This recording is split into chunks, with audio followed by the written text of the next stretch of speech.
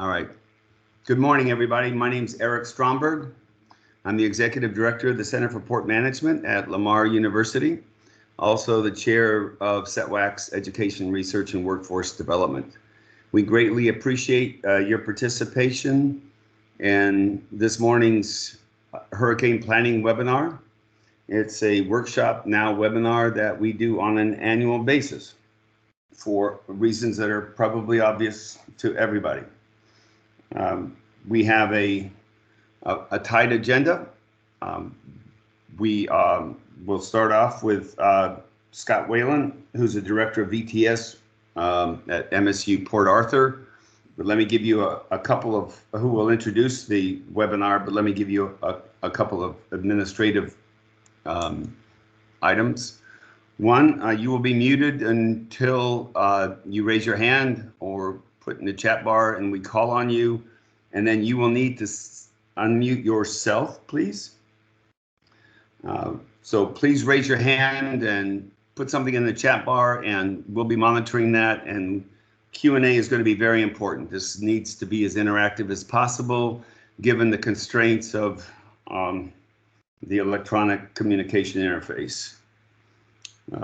We have a scheduling change. Roger has been called away by the National Weather Service at 9 o'clock, so his presentation will be at 11 o'clock. And appreciate Kenneth Wiemers and Jason DeJohn and David Peacock, Kenneth from TxDOT Operations, and Jason and David from Marine Fueling for filling in that slot. So they will follow Scott's opening remarks. So without further ado, I will ask Scott to share his screen and open up our conference. All right, well, thank you. On behalf of Randall Ogryziak, all of CETWAC, and Captain Wyke, we welcome you to this hurricane planning webinar.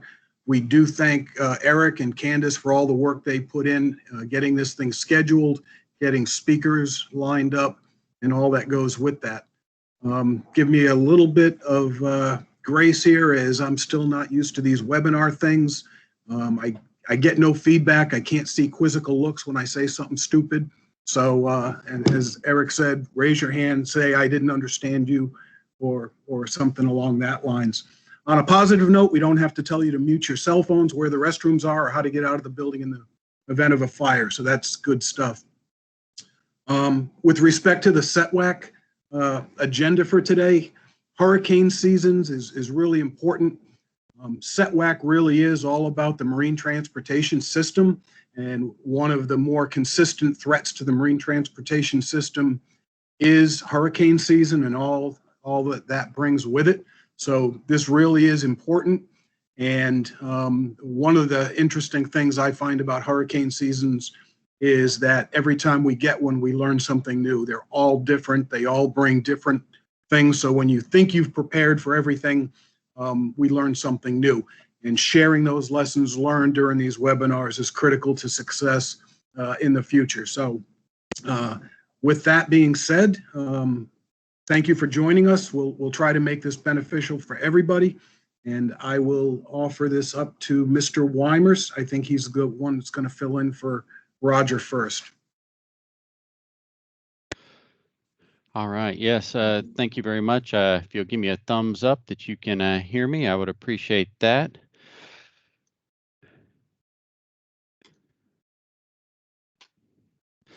And so, yes, my name is Kenneth Wiemers. I am the Director of Transportation Operations here at the Texas Department of Transportation at the Beaumont District Office.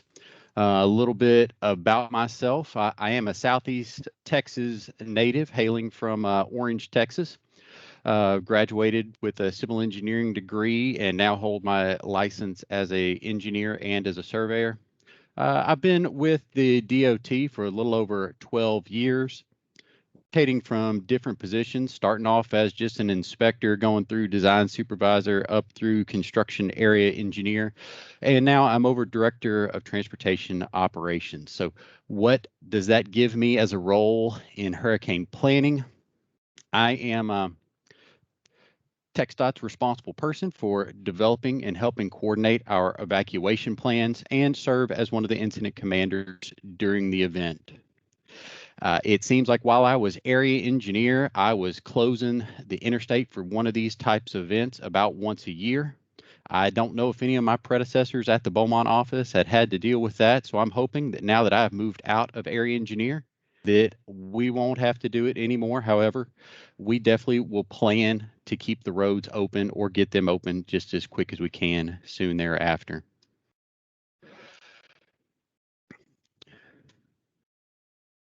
With that as a safety minute to kind of get things going, TxDOT always has different safety slogans going on. The one here behind me is our In the Streak campaign. This In the Streak campaign stems from November 7th of the year 2000, which marks 20 years of there being a daily fatality on the roadways. And so that's an average of 10 people dying every day in crashes across the state, and about 70,000 innocent lives lost to those preventable crashes since the year 2000. That's the big reason why in 2019, the Texas Transportation Commission adopted a new goal of having 0 deaths on our roadways by 2050 and to cut that in half by 2035. We believe that the In the Streak campaign is attainable, but it's going to take every Texan's commitment. We've actually had 20 different counties within the state that have had 0 fatalities. We at TxDOT will do our part to prioritize our monies and spending to bring this number down. However, we need other drivers to do the same. It's a shared responsibility. And it's going to take education, talking to people like on this call about safe driving. It's going to take that engineering in making our roadways safer from an engineering standpoint and enforcement to get that done.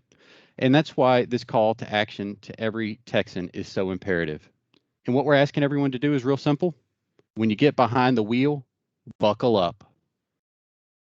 Pay attention and avoid all distractions like those phones. Never drive under the influence of alcohol or drugs. Watch your speed and always drive to the conditions around you. And so, what can we do in trying to plan for a hurricane here in Southeast Texas? So on the TxDOT website, we have a hurricane web page. It says preparing for hurricanes. There is a survival kit link for what you need to do to prepare yourself at home. Know your evacuation route. Where are you going? Have emergency information accessible, like phone numbers, different documents, or if you're elderly, call that 211 number to get assistance. This webpage will also help you see all of the evacuation routes for the different communities that TxDOT is serving. And there's a link there for the Beaumont-Port Arthur area. This page is also a good launching point to get to the Texas Department of Emergency Management and to see what the statewide conditions are and to see our contraflow brochures. There's also a link here for our highway cameras so that you can get a live feed of what's going on out there on the highways. So these are the official evacuation routes for Southeast Texas. You start off close to the Louisiana line with Highway 87 leading north out of Bridge City and Orange. You slide over a little bit and we have State Highway 62 running from Bridge City up to Buna. You have Highway 96 that runs from Lumberton on up through Jasper. FM 105 running from the Vidor area north. FM 92 heading north from Silsbee, and US 69 that starts down here in Port Arthur and runs all the way north towards Lufkin. And I said the word north a lot because that's what we want to tell people. We want everybody to head north, head away from the coast, head towards higher ground.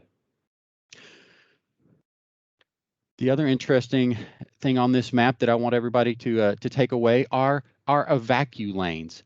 So these are the routes on the map that are color coded as black and yellow. You can see them running through Orange and Newton County on Highway 87 and then off and on as you head up on Highway 69. So an evacu lane is where we are saying, please drive on the shoulder. Drive safely on the shoulder. Don't try to pass everybody. We want everybody to be calm, drive to conditions, and head north towards safety. So the evacu lanes would actually be called to activate by our DPS partners at the Emergency Operations Center. And if we end up activating a hurricane evacuation, TxDOT stands up what we call courtesy patrols. So somewhere between 60 hours out from landfall and about 30 hours out from landfall, we load up our pickup trucks with an extra job box that includes gas, it includes water, we have jumper cables, we have some blankets, we have some flares, and these are just things. We are not a repair company, but we want to be able to just come up if we see someone on the side of the road that might be panicked and be a presence to say, hey, we have a little bit that can hopefully get you further north and on down the road towards safety. And so we will stand up those courtesy patrols in the case that there's an evacuation.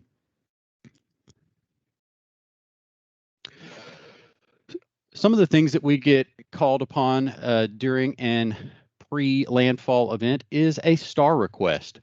So a STAR request is a state of Texas assistance request. This is the mechanism that allows one governmental agency to ask assistance of others. So it's not a request directly to TxDOT. It's not a use that other government's resources before our own. The expectation is that all governments will do everything they can to help in an evacuation or in a response. However, we know that we all need to help each other in getting through this. And so a STAR request is that mechanism. And so how do you work with those agencies to get assistance? You can use that webeoc.tdm.texas.gov website, fill out the information on what you need, and I can tell you this goes both ways. During wildfire and snow events, TxDOT often seeks assistance in our northern counties from the Forest Service to help fight those fires and get things going on the highways.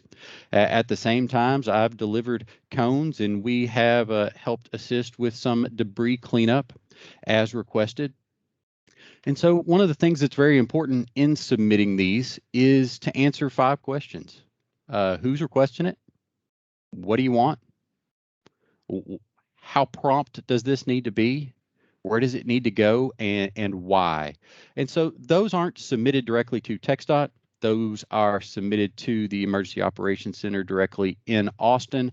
TxDOT has, and Mr. Brian Dodge is the statewide rep for TxDOT there, and he gets these sent and can then send them to the local operations center for consideration back to Austin. And then hopefully we can all work together to get out of town or get in to recover very promptly. So what can we do to stay informed during an event? Here in Beaumont, I operate about 180 intelligent transportation system devices. These are our traffic cameras that are showing you a live feed of different intersections or highways. We have our dynamic message boards. We have been using those here recently and are going to actually program them, I believe, to help get people to the fair this upcoming weekend and next weekend, pending weather. And so we use these during events to let people know to slow down, to expect delays, or just to tell you that the interstate or the highway is closed and seek other routes. One of the other big ways that we keep people informed is through the use of our highway condition reporting system. This is branded and known as the Drive Texas website. It is you in order to get to it, you have to log on, you have to create a username, you have to create a password.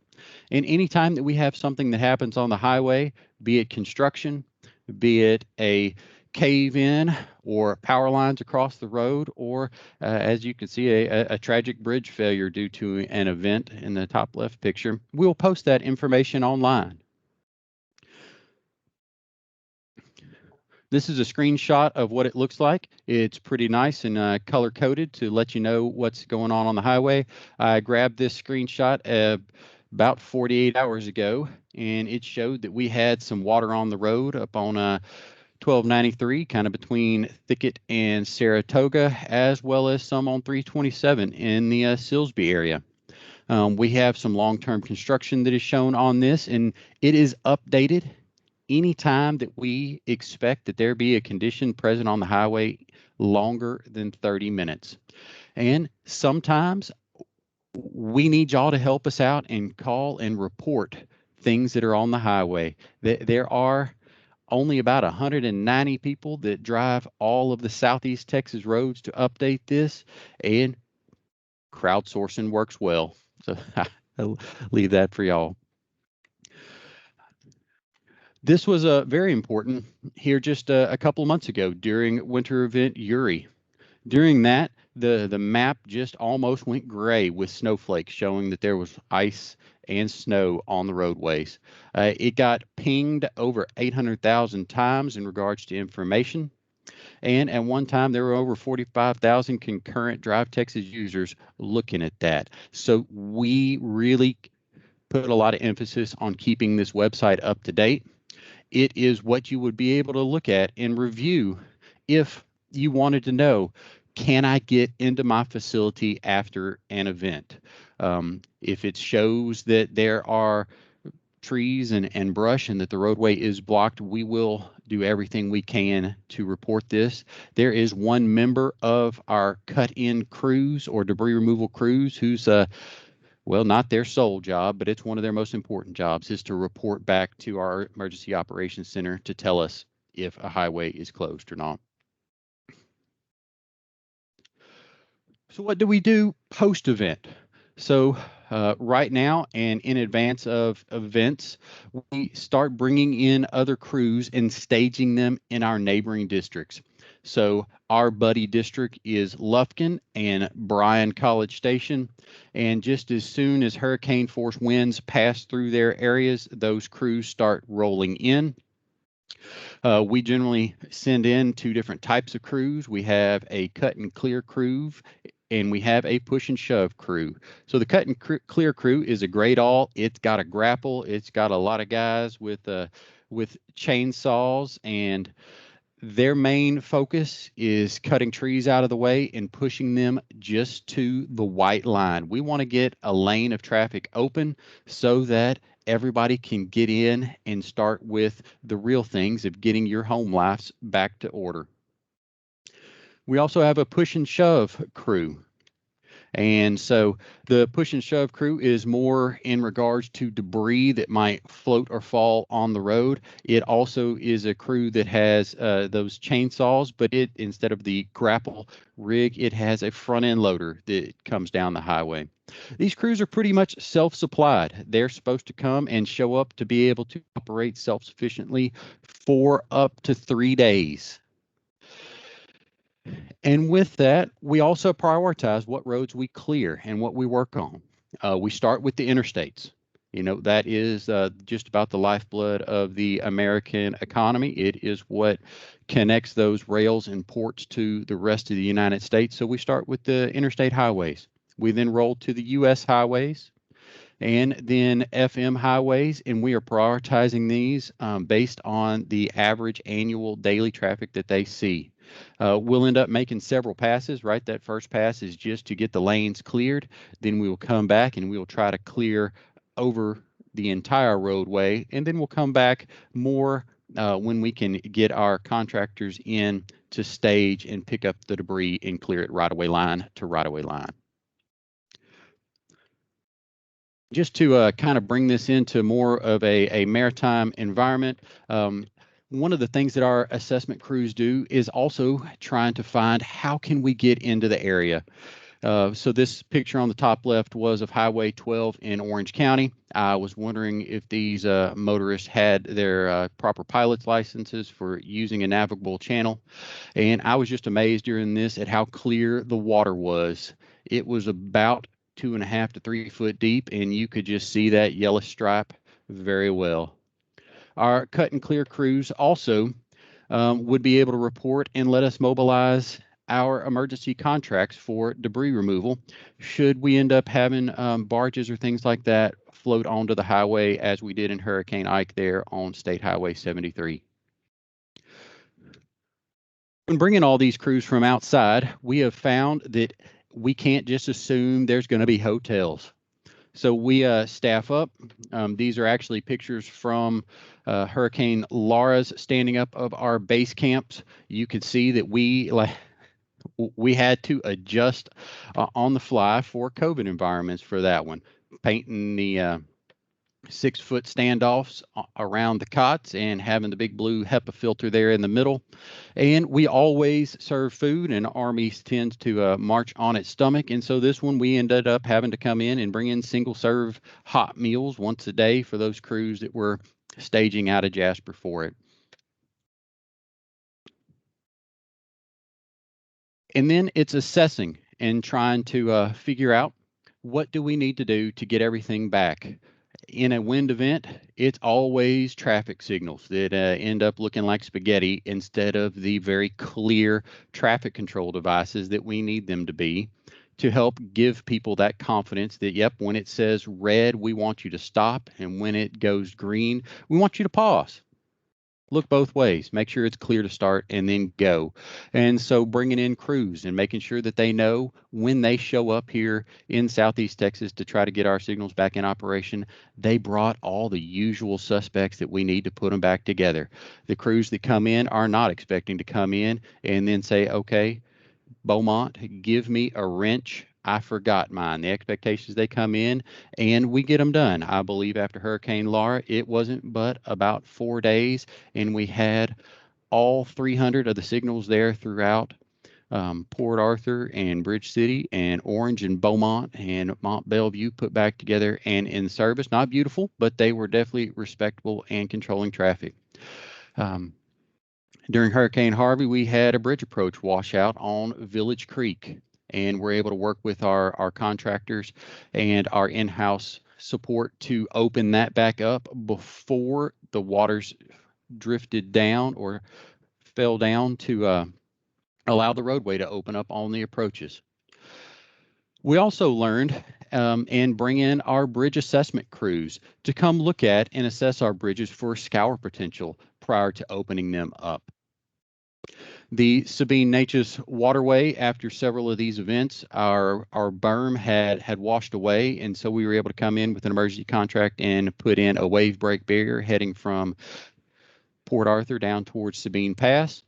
And we had one of our dolphins scour out. Those things are about 50 foot deep on sheet pile, and yet there at the Veterans Memorial Bridge after one of our events, we had about 80 foot of scour from the surface, and so that washed out all the sand, and we had to rebuild those to get the maritime traffic back safely moving around those bridges.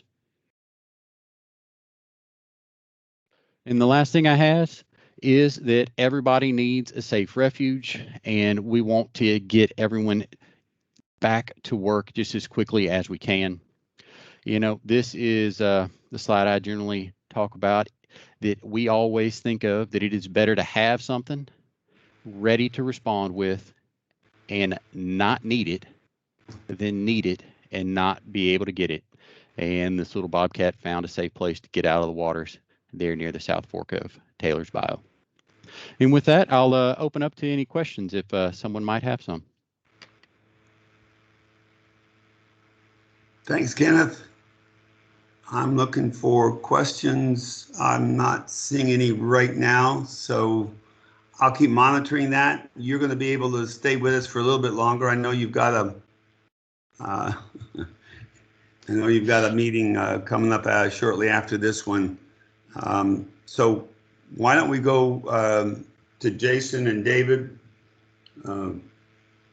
over at Marine Fueling. All right, good morning, everyone. Can you hear us? Yes, sir. Okay, great. So we're going to be a lot shorter than Kenneth was. Kenneth, you had a lot more information to present than we do. For us, our primary goal here is the safe passageway of our waterways out here and keeping everything above board, above the water, and also secure to our fleet and making sure that everything's safe. So with that said, our company, what we do, we're a towboat company that operates a large barge fleet here. Give me one second, let me get my slideshow up. This is David Peacock to my left and Pete Westerkamp to my right. All right, is everyone getting that?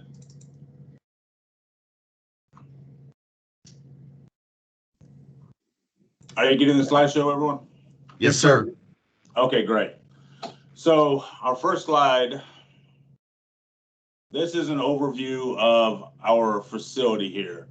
As you can see, to the right over here is our office space. We do have a little bit of a fleet area here. We refer to that as our East Fleet.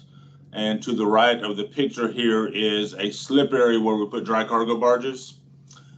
So during any hurricane activities, anything on this side of that road will actually be relocated into our fleet. We've got a something we call a fleet blocking plan. So whenever we're going to have high winds, tidal surge, anything of that nature, number one objective is to make sure that everything stays within the fleet and secure. So give me 1 second. I'm having a hard time seeing my screen here.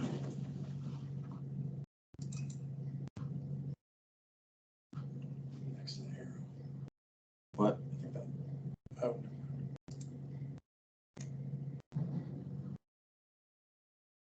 All right, well, I'm just going to wing it.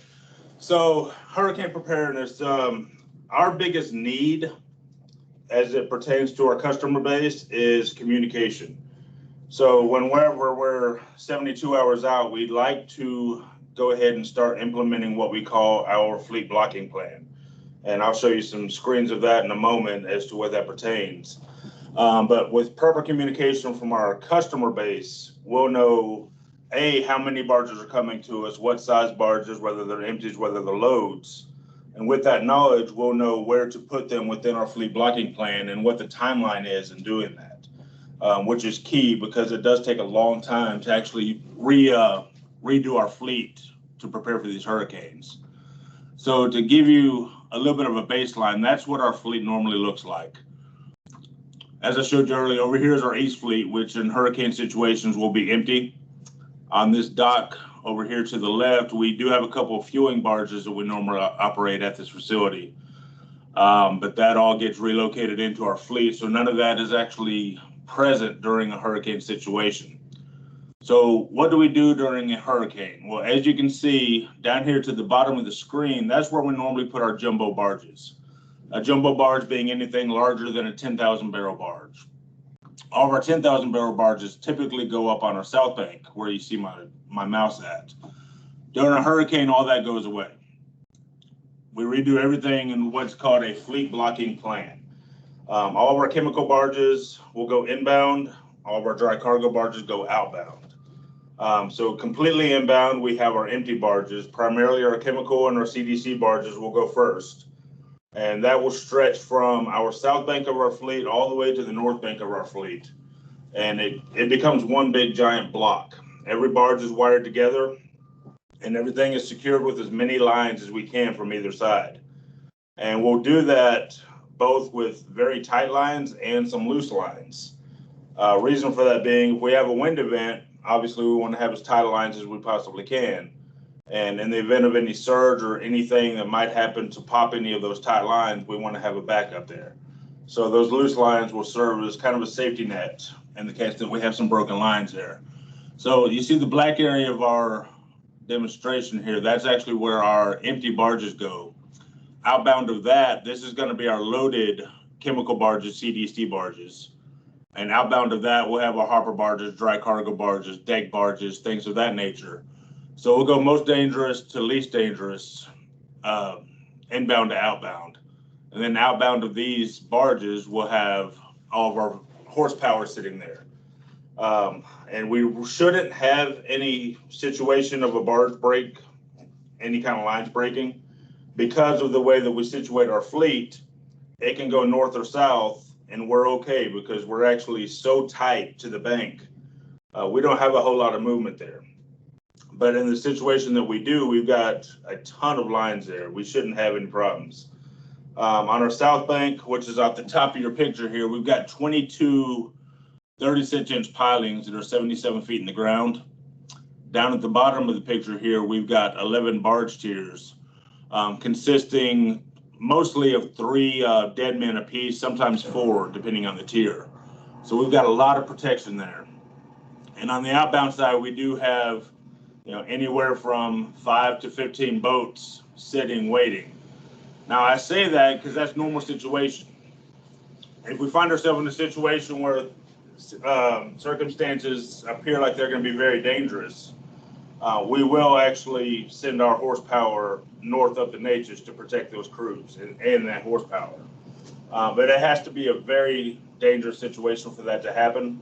And the situation of a tropical storm, a Hurricane 1, even a Hurricane 2 in some cases, we'll leave our horsepower there. But yeah, the protection of our equipment, our crews, and obviously the environment is key. So we're going to do whatever it takes to do that. But most of the time we are going to have everything within our facility there. So that's all we had. As I said, we kept it short and sweet as compared to Kenneth. But any questions you might have for myself, David, we're here for you. All right, we got time for questions. I'm not seeing any hands raised or chat right now. Let me go back to Kenneth, if I could, for a question in terms of monitoring the condition of the roadways, crowdsourcing in addition to your 180 intelligent transportation cameras and your staff. What's the future hold, Kenneth? Drone technology, where does that fit in, and how do you see enhancing your monitoring capabilities as we move ahead? Man, that's a great question. And one of the unique things about my current position as Director of Transportation Operations is that's one of the things I get to help figure out. And it goes even further to self-driving cars and how would we notify them in future years. In the immediate future, we have a couple of different projects that are going to install stream monitoring devices that are live connected. In the Houston area, they have a large enough density of rain and flood gauges that they're able to aggregate that data, and anytime there is an intensity of rainfall more than 5 inches in an hour, it aggregates, it puts it on the Lone Star alert network, and then if you have registered as a Drive Texas user, or if you are part of our Twitter feed, you actually get a ping on your phone that says, FM 1442 at this mile marker has a potential for rain threat. So we're looking for that here in Beaumont. We're piggybacking after those that have already done it before. We like to be innovative, but if something's working somewhere else, we're going to try to implement it here just as quick as we can. And so we have that project that's ongoing right now, as well as what they call Streamflow number 2, that's putting a radar sensing gauges out on some of our streams. And what's nice about the radar sensors is it's not just rainfall, it's not just water elevation, but it'll tell you, is that water moving left? as in a storm surge event, or is it moving right as in a rainfall event? So we're implementing some of those technologies as well to try to give that early alert that that will help you make decisions on which route to take in an event. So thank you, Eric. Thanks, Kenneth. I'll take this opportunity to put a plug in for the flood coordination study that's being led by Dr. Lee Hasselbach, who's the chair of our civil and environmental engineering, coordinated with throughout the 9, I think now it's 10 county area in Southeast Texas, looking to do just that, assess the needs in terms of monitoring capabilities in our waterways. There was a question, marine fueling. I'll let you guys pick that up if you see it. Communication issues, obviously critical during a storm event, well, pre, during, and post. How do you guys interact with the community? And maybe Scott's got some input on this as well. I'll add in our dispatch number right now. That's what most stuff goes through, and then that can be forwarded through the office to any of us in the office. I'm going to put that in the comments right now. Thanks, Dave. Yeah, a lot of times, you know, over the years that we've been here and gone through these, you know, Scott and Scott and me have talked a lot during these storms. You know, we sit here and we try to get back as soon as possible to our facility. You know, if we have to send our boats north with the crews and stuff like that for their safety and everything, as soon as it's safe to come back, you know, we coordinate with the Coast Guard, BTS and stuff like that, and get the permission to come back, and we actually kind of use, you know, we're kind of actually some of their foresight too is like come in, we can see problems that we can report back to them on the waterways and stuff like that. They get back to our fleet, check it out, make sure everything's good there, report, you know, any of our customer base, and then you know, if there is barges that's moved around in different areas, you know, Scott's contacted us before. You know, we try to do our best to go and rescue barges or anything, you know, and help clear the waterways. And it's always been a bad thing here that when we have them, but I've been through a lot of them here, and it's a real tight community, and everybody helps everybody. So yep. I do have one question. I don't know who it would be really addressed to, but I know over the years we've had different ways of re-entry. Is there anything that's changed this year? Any better ways of doing it? You know, for our folks that are trying to get re-entry back into the area, either to come back to work, to get on the boat so we can do this, you know, to operate the boats, or, you know, I know we've had little decals on our license. We've had company IDs with letters going to certain people, but has there anything been put out or changed over or for a new process? Thanks for that question. I'm going to turn, Scott, you want to pick up on that through the coordination team? Well, I can certainly try, but the truth of the matter is I'm not sure I have an official answer. It would have been good if Carmen was able to be here, because she could help direct appropriately. My understanding is they've done away with the decals. Yeah. There's a lot of entities that need to get in and around. Pilots certainly need to be able to move around. You folks need to be able to move around. But truthfully, almost everybody has emergency people that need to get in. So here's what I can tell you. The Coast Guard Command Post has embeds at the state and local emergency operations center, county and state level. And if somebody needs to get in, we can at least information up to those EOCs, and they have contact capabilities to local law enforcement and other folks. So we can certainly get the word spread to the right people. It just may take. It's the best I have for you right now. I know there were letters that were being carried the last couple of years. I don't know if that's changed. Carmen Apple, as Scott indicated, actually had a real world situation. She couldn't join us today, but I'll reach out to her with this question, and it may be possible that, and I don't want to commit her to anything at this point because I know she's busy, but I'll send her a link to this. She can watch it and potentially provide some brief remarks about what emergency management Beaumont Division, Beaumont District is doing in that regard. And we'll post that and let you all know if we can get her to give us sort of a brief overview in response to what we're talking about today. But thank you.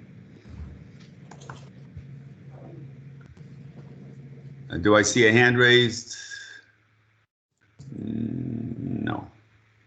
Yeah, John Durkee. Any other questions or comments for Kenneth, Jason, or David? No, sir, that's all we had. I'm not seeing anything else. Mr. Durkee had a question. John, please.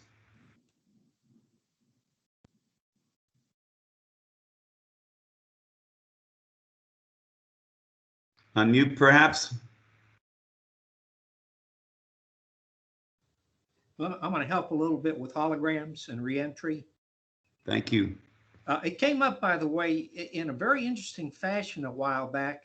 We had to have a special reentry procedure for people who were going to come to work in Texas from Louisiana because Louisiana was quarantined. So there's all kinds of crossing state line issues that come up. Here is the present status of reentry documentation. Nobody has come up with a system yet that isn't anything but a total failure and a pain in the neck.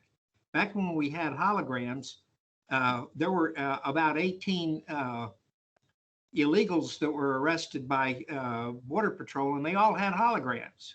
You know, it just doesn't work. Now, Houston tries to do this a lot, but we don't think it works very well. Here's our system with industry that should be employed throughout the Coast Guard and everyone else. If everybody all day long keeps up with their responders and lets them know what they're going to do and how they're going to do it and what their plans are, how they're going to recover, how they're going to come back and whatnot, and you have a regular contact inside the law enforcement that's a member of the chiefs, they've agreed in the chiefs to make sure that everybody knows who needs what.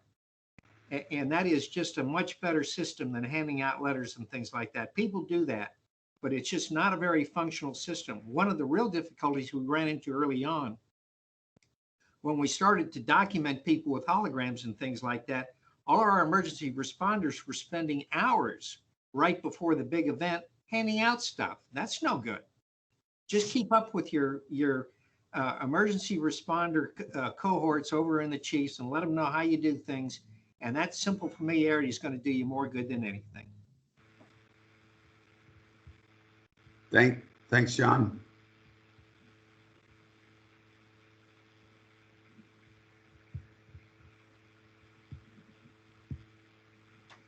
I'm not seeing any other chats. So thanks again. You guys, I really appreciate you taking part in this. We'll now turn to a resumption of ops. No, I'm sorry. I'm jumping ahead. Let's look at channel notices. We got the pilots, Pete Cope, operations manager, Sabine Pilots, along with Scott, to talk about channel condition notices, planning and operations pre and during storm event. So Pete, I got you on first. If that makes sense, go ahead and get started. Actually, I think I think the Scott would probably be the best place to start because he's going to be the one, the captain of the port setting the categories. So That'd Scott. be fine. Okay, I'll go first. Let me get my presentation up on the screen.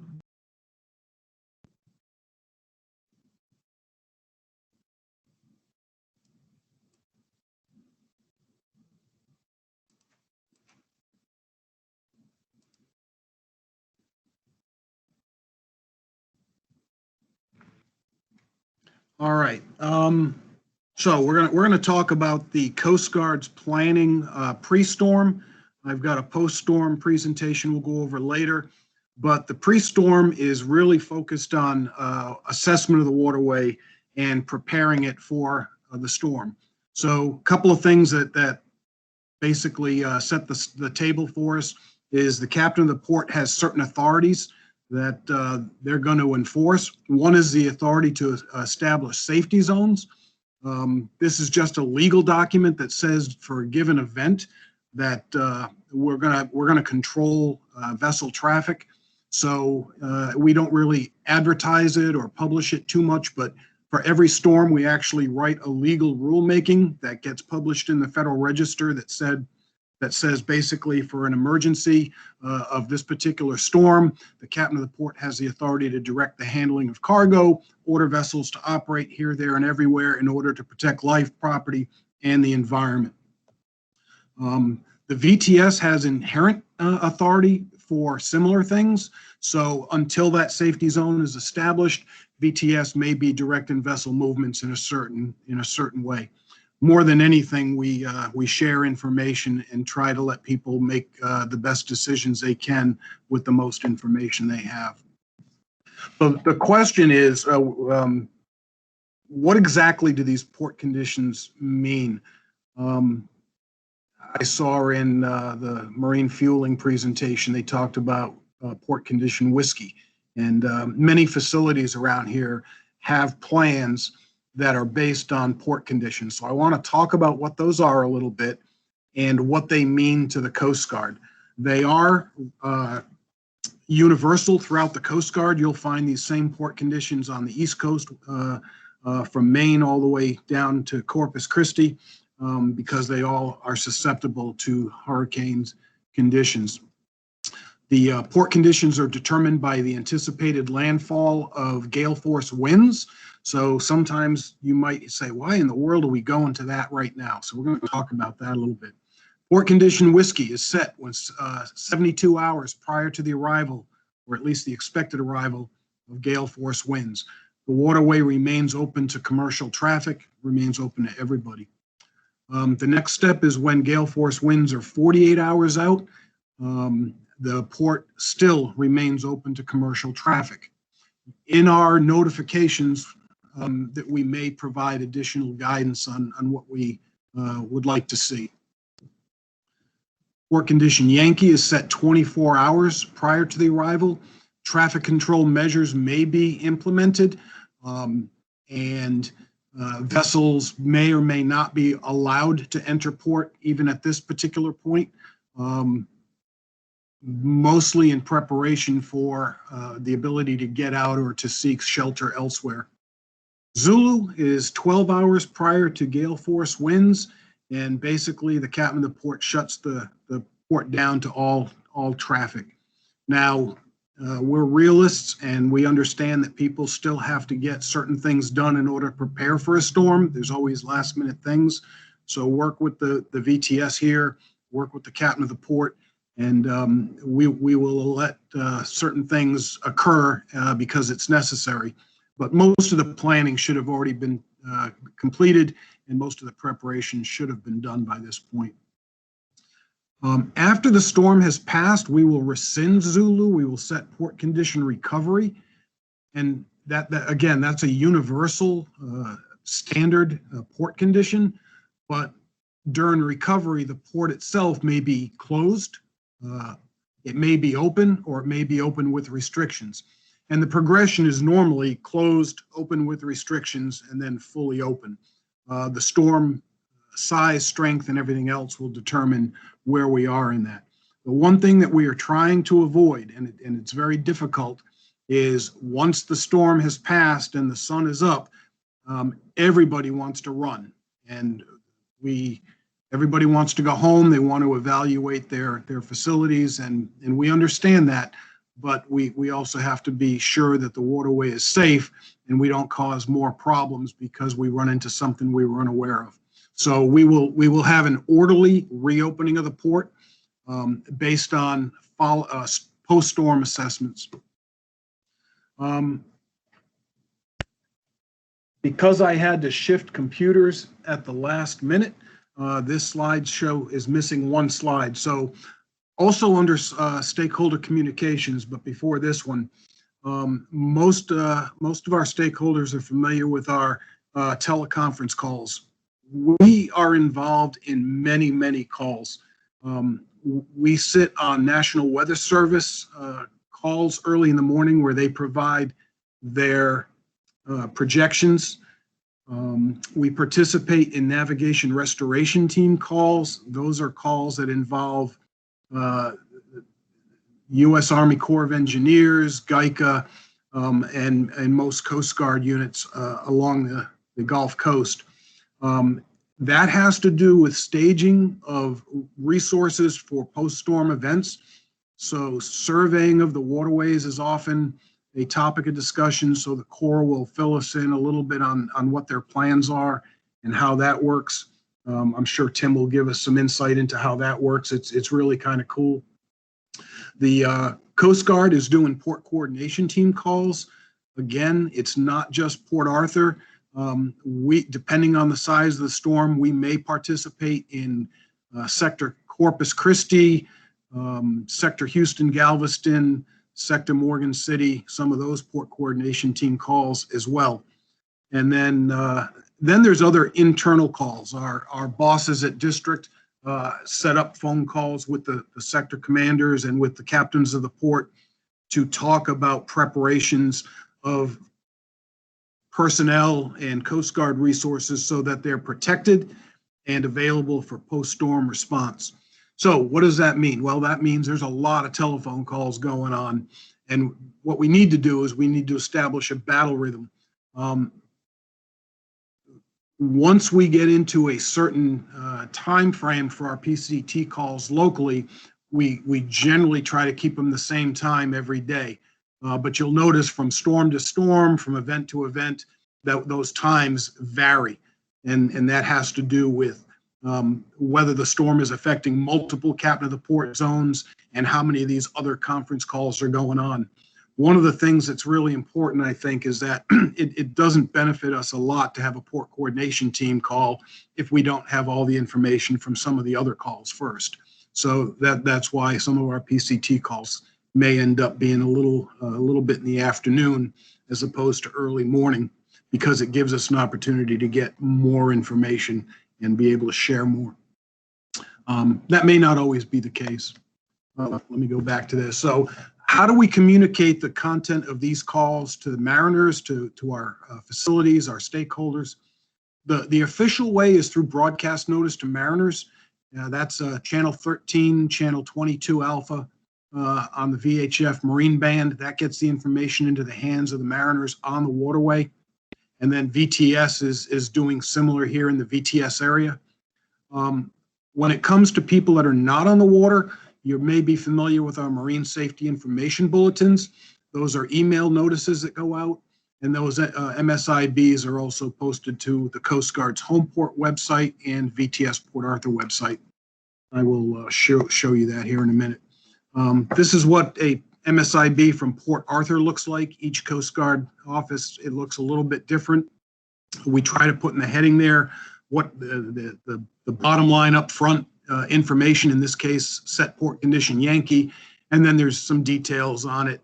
One thing to point out there is in the second paragraph, it talks about the ports. So Port of Beaumont, Port Arthur, Orange, that's Sabine Neches Waterway, but the captain of the port also is responsible for Lake Charles. So it's possible that the Sabine Neches Waterway goes to port condition Yankee, but Lake Charles doesn't, or vice versa.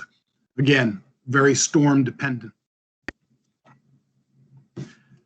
This is the VTS Port Arthur website, and it's the MSIB page. the thing I think that's important is if you're not getting these, there is a click here button right up here at the top. You can click there and self-subscribe to receive these. And interestingly, once you subscribe, you'll have access to every Gov delivery notice that the government puts out. So you can subscribe to MSIBs from Corpus Christi, New Orleans. You can subscribe to DOE, FEMA notices. There's hundreds and hundreds of government notification system things that you can subscribe to. But that's one way to get it. And that's what it looks like once you hit that button. That's how you would submit it. Once you're in, you'll have access to that other stuff. This is our home port site. A lot of people don't like our home port site because it is not real easy to navigate. I will point out up in the top left, it says port directory. So if you go into home port, you're going to have to select the Port Arthur port zone. I think it says Port Arthur and Lake Charles. And down a little bit farther on the page, you'll see here MSIBs, and we will post them there. All right, so considerations on what each of these port conditions mean. So even though the port condition means gale force winds are expected within a certain time frame, the storm size, the tracking, and the timing may influence what measures, what directions, what precautions the captain of the port is going to either recommend or direct. So for instance, the ports affected, the Lake Charles, the Sabine-Neches waterway difference, which stakeholder differences. The larger the storm, the more people will be involved in preparing. So a relatively minor tropical storm that's affecting the waterway is still a concern for the recreational fleet and may be of concern for some of the smaller commercial vessels. It may not be a huge concern for some of the larger vessels. The larger the storm, the more stakeholders become involved in that. The marine fueling people put out some good information about where their boats will be based on the size of the storm and what's expected. So let's talk a little bit about real world port condition setting. This one here, you can see, is from Tropical Storm Laura last year. It's always good to go to the most recent storm. The data is still fresh in our minds. And this was pretty cut and dry. You can see the storm track is bound right for Lake Charles area, and ultimately that's about where it hit.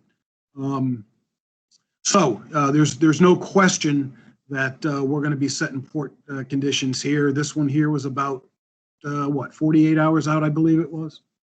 So no question what we're going to do with our port conditions. Sometimes it gets a little tricky and a little ambiguous. So this was Marco that preceded Laura. And you can see that the storm was basically headed towards New Orleans area, but the cone of uncertainty reached over and touched the Sabine-Neches waterway a little bit. And that ultimately didn't happen. The graphic on the right indicated that there was about a 10% chance of gale force winds within 5 days here. So the question is, if there's a 5% chance of gale force winds, do we go ahead and set whiskey? And the answer is, it depends. We watch these things close. We may put off a little bit setting whiskey based on waiting for one more National Weather Service forecast. And then we not only do we look at the green color of percentages, but we look at that little squiggly line that says it's expected here. What does that look like? Maybe Tuesday midnight or Monday midnight, Tuesday morning. So the captain of the port is making judgment calls. Does she really want to implement something early? It doesn't hurt to go ahead and set whiskey without implementing any actual waterway controls. So that is where we're going to lean. We may set whiskey, and then within the text of the MSIB say there is no controls being implemented at this time. That should generate some interesting conversation. There's the storm size. This here goes back to Ike, I believe it was, and you can see that that storm went from basically Corpus to Mississippi. And so that kind of a storm is going to cause us to hunker down hard and implement some control measures for certain vessels. I threw some graphics in here to show you the progression that even a small storm will affect the recreational fleet.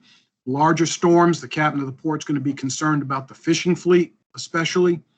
And then where did we see those before? Those barges showed up again. Those are that's an interesting graphic and a lesson learned that we take into account for each and every storm. Here's the ports affected. The stakeholder differences. One of the things that you're going to see in our MSIBs is a difference for vessels that are greater than 500 gross tons and less than 500 gross tons. That once again is a Coast Guard kind of dividing line with the expectation that in general, vessels greater than 500 gross tons should be evacuating the port and heading to sea. Vessels less than 500 gross tons, again, generally, may be safer in port. So we're going to focus on, if you're greater than 500 gross tons, why are you staying in port and what are you going to do? On the smaller side, we're still going to follow them and ask them what they're doing, and we may actually direct them where they cannot go. Storm avoidance is always the best option, but it's not always possible. Captain of the port may implement cargo operation measures even before Zulu is set. I should point out that if you have concerns with anything that's in the MSIB, there is a team of folks here at the Incident Command Post prepping. Always feel free to call and get guidance or answers, and we'll do the best we can. We may determine an anchoring or mooring area to be unacceptable or acceptable. Acceptable just means we don't have any, necessarily have any problems with it. That doesn't mean it will suffice. And one of the major concerns that's come up across the Gulf Coast, truthfully, is bridges and flood wall protection and levees. And we are going to try to keep barges, ships, boats, any number of things that could potentially damage bridges, flood wall protection, and levees away from those critical infrastructure items. So you may be directed to move strictly because you're too close to one of those things. Last storm, and the pilots have been well aware of this, but even though the captain of the port may not set port conditions Zulu because the storm gale force winds are farther out, the larger the storm, the more likely the sea conditions may affect the pilot's ability to board ships. So a ship that normally would depart port and get out of Dodge may not have that option. So the captain of the port's watching that real close. In the MSIBs, we're going to put in things like remaining in port checklists. Right now, that is for vessels 500 gross tons and greater. There is discussion that we are going to require that for vessels less than 500 gross tons. I don't know where that demarcation line is going to land, but that is under discussion right now so that we have a better understanding of the pre-storm port status as opposed to waiting till after. Okay, so that's pre-storm stuff. That's what we're doing at the Coast Guard level and how we're coordinating that and communicating that information. I will see if there's any questions, and if not, we'll watch the chat, see if something comes up later. Let's turn to Pete. Thanks, Scott. Really appreciate it. And then we'll look to have questions at the end of Pete's comments. Okay. So I don't have a presentation to show you all. Most of the preparation is, you know, the categories and everything are set by the Coast Guard. The pilots, as such, you know, we're concerned with both the over 500 and under 500 gross ton vessels in a couple of different ways. The pilots are on the waterway all day, every day. And when it comes to hurricane preparation, our job, the pilot's job is to get every vessel out of the port that needs to get out in a timely manner and safely, and keeping our pilots and the vessels safe. So we also provide all our feedback straight to vessel traffic service. When, like Scott was saying, the winds and seas offshore may make pilot transfers dangerous. And as things start building out there, we'll go back to VTS and say, hey, things are getting kind of ugly offshore. We don't know how much longer we're going to be able to board, to get pilots off of vessels. So anybody who's going to leave needs to get out, needs to be taking pilot in the next hour or two, to get them out of the waterway if they want to go. Because at some point, we get 12, 15-foot seas offshore. We just cannot safely get a pilot off of a ship and onto our boat and back to shore. But that's the cutoff line for us. On the smaller events, we typically just run in all cases, we run the pilots to take every ship out that wants to go out, that needs to go out. We get our pilots off and back to shore. Once the last ship has gone, then we take our boat crews and we close down our pilot station in Sabine Pass, remove our fuel tanks, remove our slop tanks, just literally close it all down. And then all our pilot boats make the long run from Sabine Pass up to Port of Beaumont to ride out the storms. And but during the preparation stage, the biggest service that the biggest addition the pilots provide is that up-to-date eyeball test of what are the actual conditions becoming out here. Do we have extreme currents, extreme winds, extreme wave action, and we can provide all that feedback back to vessel traffic service to help the captain of the port and VTS make their decisions on how, what notices do we put out, what information do we put out, and try and get the port cleared before these large events come in. And on the preparation side, that's about all we have. The preparation side, we also we have our new command center down here in Port Arthur.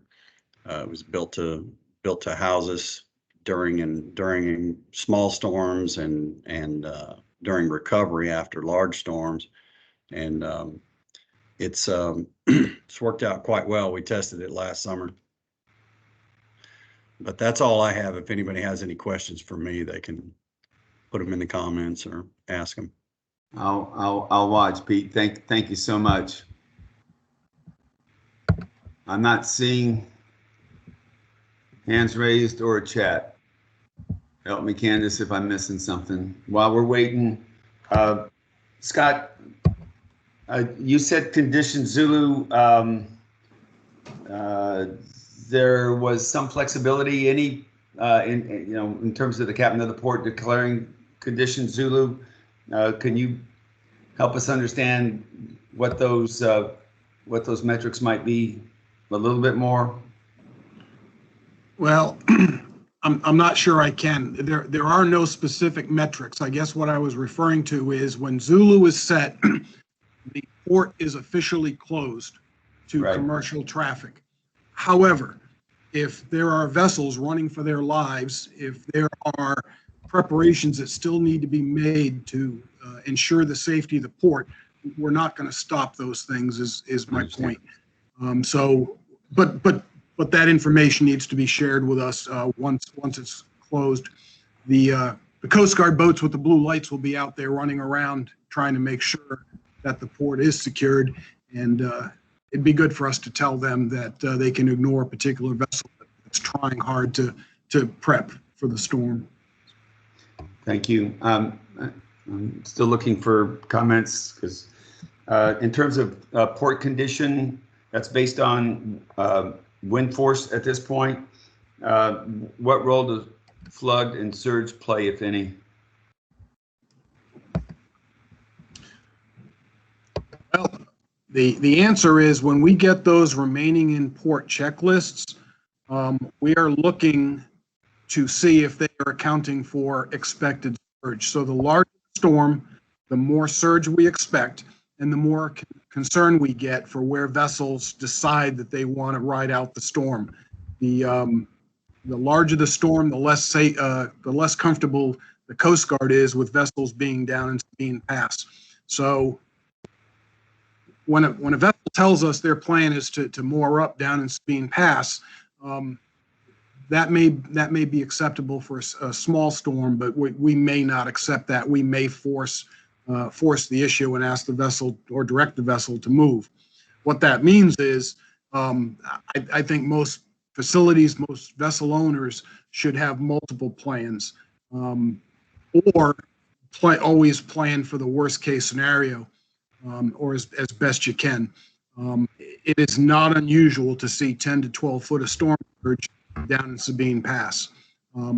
If there are no people on the vessels to 10 lines, those lines are going to part, and that vessel is going to be drifting around and become a hazard, either ending up in the channel or, if nothing else, a pollution hazard somewhere. So storm surge is a great concern. It's not always easily predictable. Obviously, the surge is going to be dependent on which side of the eye that the waterway ends up on. And when those storms are tracking right for the Sabine Neches, just a little error in the forecast can put us on either the good side or the bad side. Planning should always be for worst case with respect to surge. You raised the point, and in your remarks, the authority of the Coast Guard to order a vessel out of port and go outbound, that's still in place. If the Coast Guard tells you to leave, you must leave or face penalty. Or could you clarify that for us, please?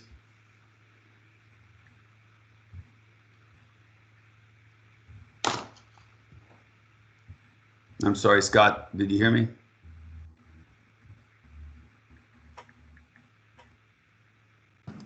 I'm sorry. Yeah, I can hear you. Yes, the Coast Guard has that authority, but a vessel master is responsible for their vessel, and if they find that it's unsafe, we will have a dialogue with that vessel and try to come up with an acceptable plan of action. Roger. I'm still looking for comments or chats. Pete, I've got a question for you, and maybe in coordination with Scott, in terms of queuing outbound moves and prioritizing the use of the pilots and getting those vessels offshore. Could you talk to us a little bit about that process? Sure. So we have a normal dispatch process. The challenge in this waterway is it's so narrow and the ships are so large, and we deal with this problem every day of the year, every year. So the dispatch process has been, refined over the years so that we can maximize the utilization of not only the pilots themselves, but also the harbor tugs and the line handling crews and all that. So when we start these evacuation processes, we rely on the vessel agents as normal to let us know, hey, my ship's going to be ready to go tomorrow morning at 5 o'clock. And then depending on what the vessel size and type and how it fits into the normal protocol, then we start scheduling and optimizing all the resources in the waterway so that we can get everybody out. And, fortunately, excuse me, as in, in normal times, we have some, excuse me a second.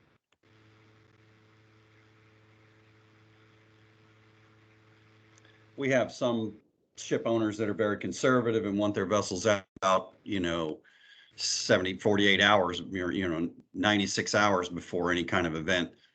And then we have, some owners that, are not that diligent. So we still, it's broken down over the, the preceding days up to a storm event. And, we always manage, we always have, we always get almost everybody out, and occasionally we'll have somebody stuck at a dock because they just waited too long and the seas got too bad, or the winds or what have you. So that's how it, the priorities are just the optimization of the waterway, which the pilots are good at doing it every day, trying to optimize the traffic in and out of the waterway, through utilization of all the resources we have. So that's how that works. And if the Coast Guard says, hey, this vessel has some specific risk, then we throw that into the prioritization schedule and work that way. But typically the standard protocol is good enough to get everybody out in sufficient time. Now, we may make a few phone calls and tell people, hey, if you want to get out, you better get out, you better schedule it now. And, and we find a lot of cooperation there. We don't have too much heartache with people saying, no, we need 5 more hours. We don't deal with that too often. Thanks, Pete. Okay.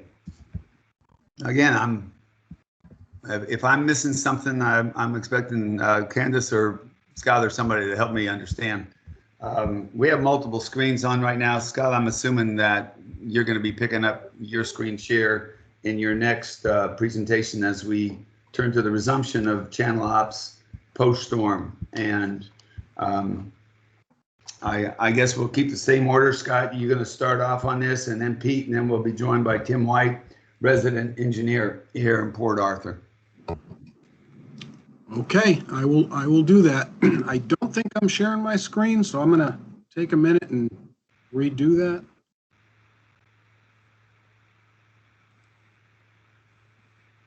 Looks like you solved it.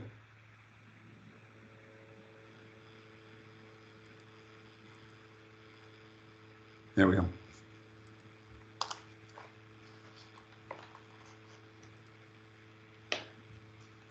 All right, so post-storm.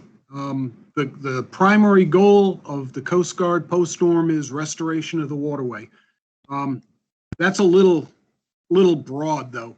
The incident commander, or sometimes a unified command, has multiple responsibilities. So as captain of the port, restoration of the waterway is very significant, but Captain White has multiple responsibilities. She's a federal on-scene coordinator, which means pollution events have to be dealt with. And to a limited degree, there's a search and rescue response capability that she may have partial responsibility for. And at a minimum, coordinating those search and rescue events with the actual SAR resources. I took a picture of the incident command post. That's in the bottom right at the Elegante Hotel, I believe it was, back during Laura. It's rather empty there. It can get rather large. One of the points I want to stress again is that we have internal and external partnerships. In this particular incident command post, we had the pilots were in that center quite often working with us. We had the Army Corps in that center working with us, other Coast Guard agencies. So there's multiple things going on, internal and external. Why do I mention that? If you have a question, this is a place, one of the places you can go. One of the things that we also do is we have people at the local emergency operations centers coordinating with the judge and with Mike White at their emergency operations center. So there's a lot of good coordination going on there, and it's a good source of information. All right, so you may have seen this graphic before. Don't get wrapped up in the terminology there. That center hub is restoration of the MTS, Marine Transportation System. So that's the goal. The U is a unit. Basically, that's a group of people who have a responsibility to get the waterway open. And there are 4 basic things that we're working on. One is to assess the waterway. So once the port is closed and the storm passes through, we set port condition recovery. I mentioned that the port will remain closed until we have an opportunity to do some level of assessment. If it was a very small tropical storm or it petered out before it got here, that may not take much time at all. If it's much larger, then how quickly and to what extent that happens will vary. What's going on during the assessment? Well, for Laura, we had to assess all of these waterways. That takes time, and it takes resources. So how does that occur? Well, as Peter pointed out, and marine fueling folks, we use everything that we can get our hands on. The pilots know this waterway as well as anyone, so they will often be given permission to send their boats back almost immediately, with the caveat that they have to tell us everything they see or think they see with respect to hazards to the waterway. The same thing applies to our local harbor tugs. Generally, we'll let them go fairly quickly. We may wait till first daylight. We may wait for a quick first aerial survey. Jefferson County has been gracious and helped us bring some folks and put eyes in the sky. And even Coast Guard aircraft, depending on the size. That's our district commander, Admiral Nadeau, looking out the window during the last storm as well. So it's a multi stakeholder effort to make this happen. And then there's also all the Coast Guard boats out running around looking for stuff. What are we looking for? Well, first and foremost, I think we're looking for wreckage. If you see a slick in the water, it may portend that a vessel sank and is in that location. Is that location in or near the channel? If it is, we may have to evaluate that to find out if it's moving or is it fixed. So wrecks are a major concern. Shoaling. Following Harvey, we found out that shoaling can occur very, very, very quickly. And so there may be some assessments needed there. ATON seems to be one of the more significant ones. It's a little easier to do because we know where an aid is supposed to be and we know when it's not where it's supposed to be. Pilots are very good at helping us get that stuff identified as well. Environmental. So outside of the wrecks and the potential wrecks, then you have tanks that have been relocated and dumped in marshes or wetlands. That has happened quite a bit. Are there wrecks that are putting out a potential threat that's really significant? Those need to be addressed. Harvey also showed that flotsam can be a pretty significant issue. There were cypress trees coming down the river that were causing grief at facilities. So we're looking for those kind of things. My recollection is that following Ike, there were containers floating down the waterway over on the Sabine River that were hazardous as well. We may need to evaluate our bridges and the bridge protection systems that are there. And then we also generally have teams going out to the waterfront facilities. They're looking for multiple things, environmental pollution issues, but also security issues. So those folks will be out there. So these are photos from Laura, and as the assessment teams are out, they take photos, they get us latitudes and longitudes, and then we start prioritizing which one of these, or which of these items are going to keep us from getting the waterway open quickly. And so we try to focus our attention and our efforts on the things that will get traffic moving as quickly as possible, even if it's just limited traffic. Army Corps will talk about this, but we're looking at the work that they provide us. CART, that's an acronym for a software tool, but essentially what I want to talk about is reporting up and down the chain. So as that information comes in to the command center. It's put into a computer program that is shared throughout the Coast Guard. What that does is it helps us get resources into town. So when we say that there are 80 aides that are off station, the folks upstream can look at that and go, you know what, we're going to send 2 cutters and we're going to get them down there by 48 hours. And so all of these things are feeding upstream and getting resources back. Following Laura, we had multiple response teams from around the Coast Guard come in, not just to assess, but to help in salvage and pollution and aids to navigation restoration efforts. We put these focus areas up. In fact, daily, we are going to update a report upstream that includes what are the impacts.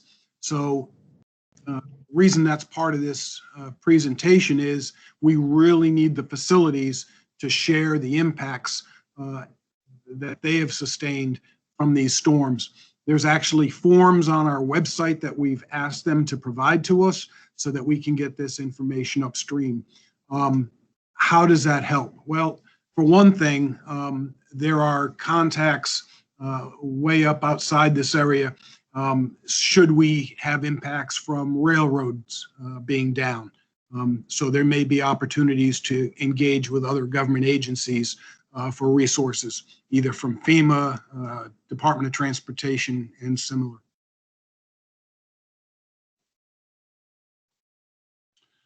The PCT call, we've talked about that pre-storm, but it becomes more important post-storm. So we're going to talk a little bit about that. You may have seen this slide before, but we have participation from most everybody that's on this slide.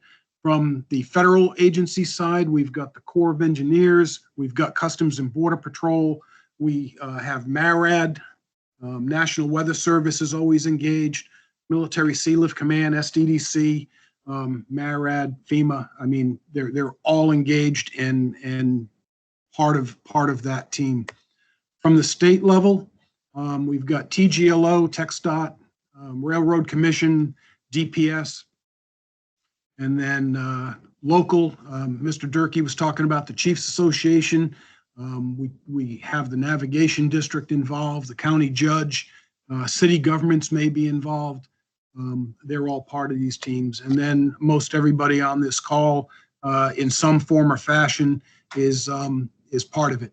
It's a two-way conversation. The intent is not just for the Coast Guard to share information about the status of the waterway at a given time. Part of the intent is for them to share information to us. The best example, I think, is the coordination between the captain of the port, the Army Corps, and the pilots determining what can we send. We may not be able to send that Suezmax tanker from the refinery, but maybe we can get something less than that. Excuse me one second. I can't turn off the microphone, the speaker system to the building. So very, very critical. This may be the most important thing that we do post-storm is these telephone conference calls. I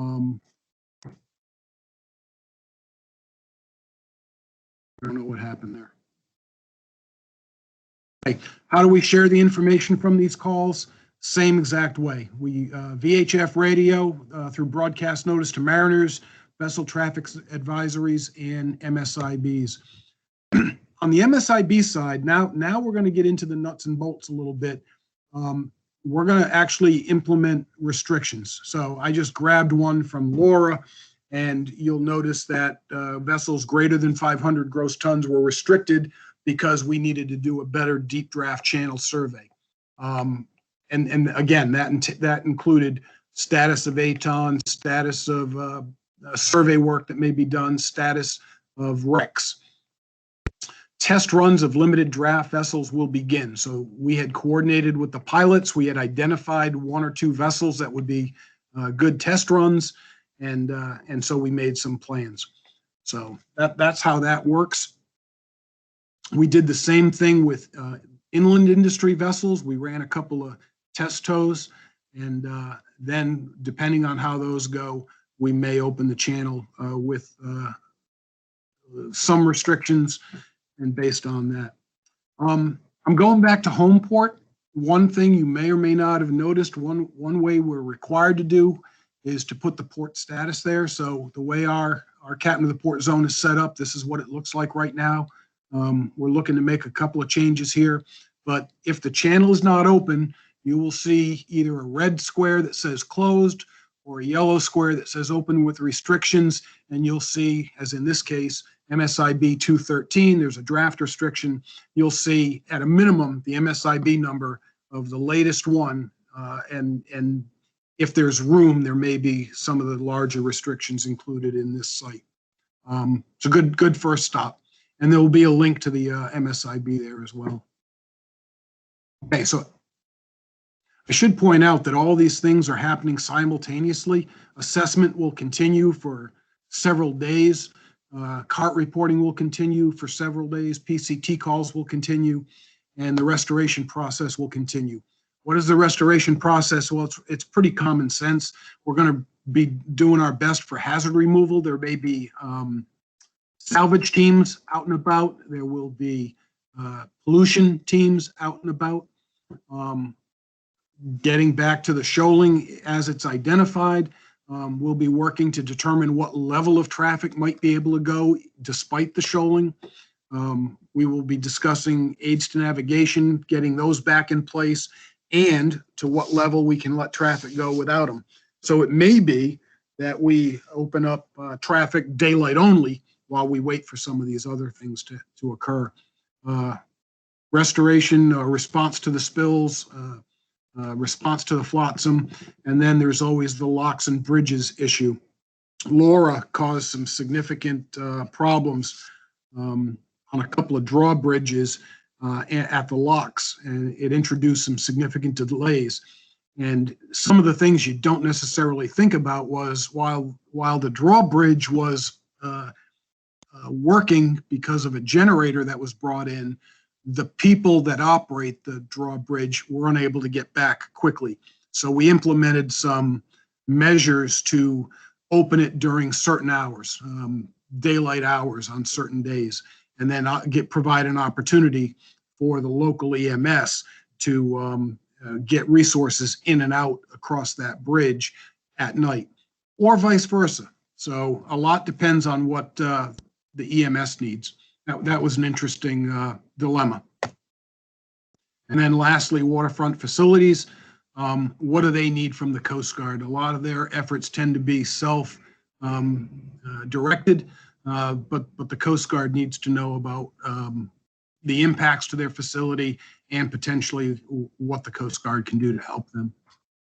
These are the restoration efforts following Laura. Most of you know Chief Zerlo and his little team down there. They did some, had the construction tenders come in from outside to take some of these ranges and put them back in operation.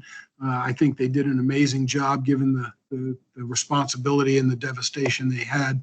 The offshore cutters were out there pretty quick, putting buoys back where they were supposed to be, helping to make it safer.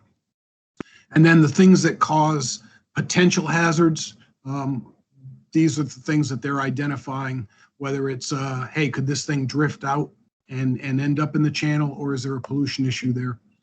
So that's the 10,000 foot view of what we're doing. Basically, it's assessment, communication, and restoration. Thanks, Scott. Yes, sir. Tim, the Corps has responsibility for surveying. Do you want to talk about the Corps' responsibility at this point in time? I'd be happy to. Can you hear me okay? Yes, sir. All right. Gotta tell you, it's always tough to follow Scott and the pilots. It doesn't matter which one of them presenting at the pilots. It was good to be with them last week for their open house and dedication.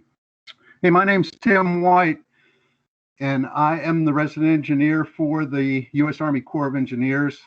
My office is on Pleasure Island.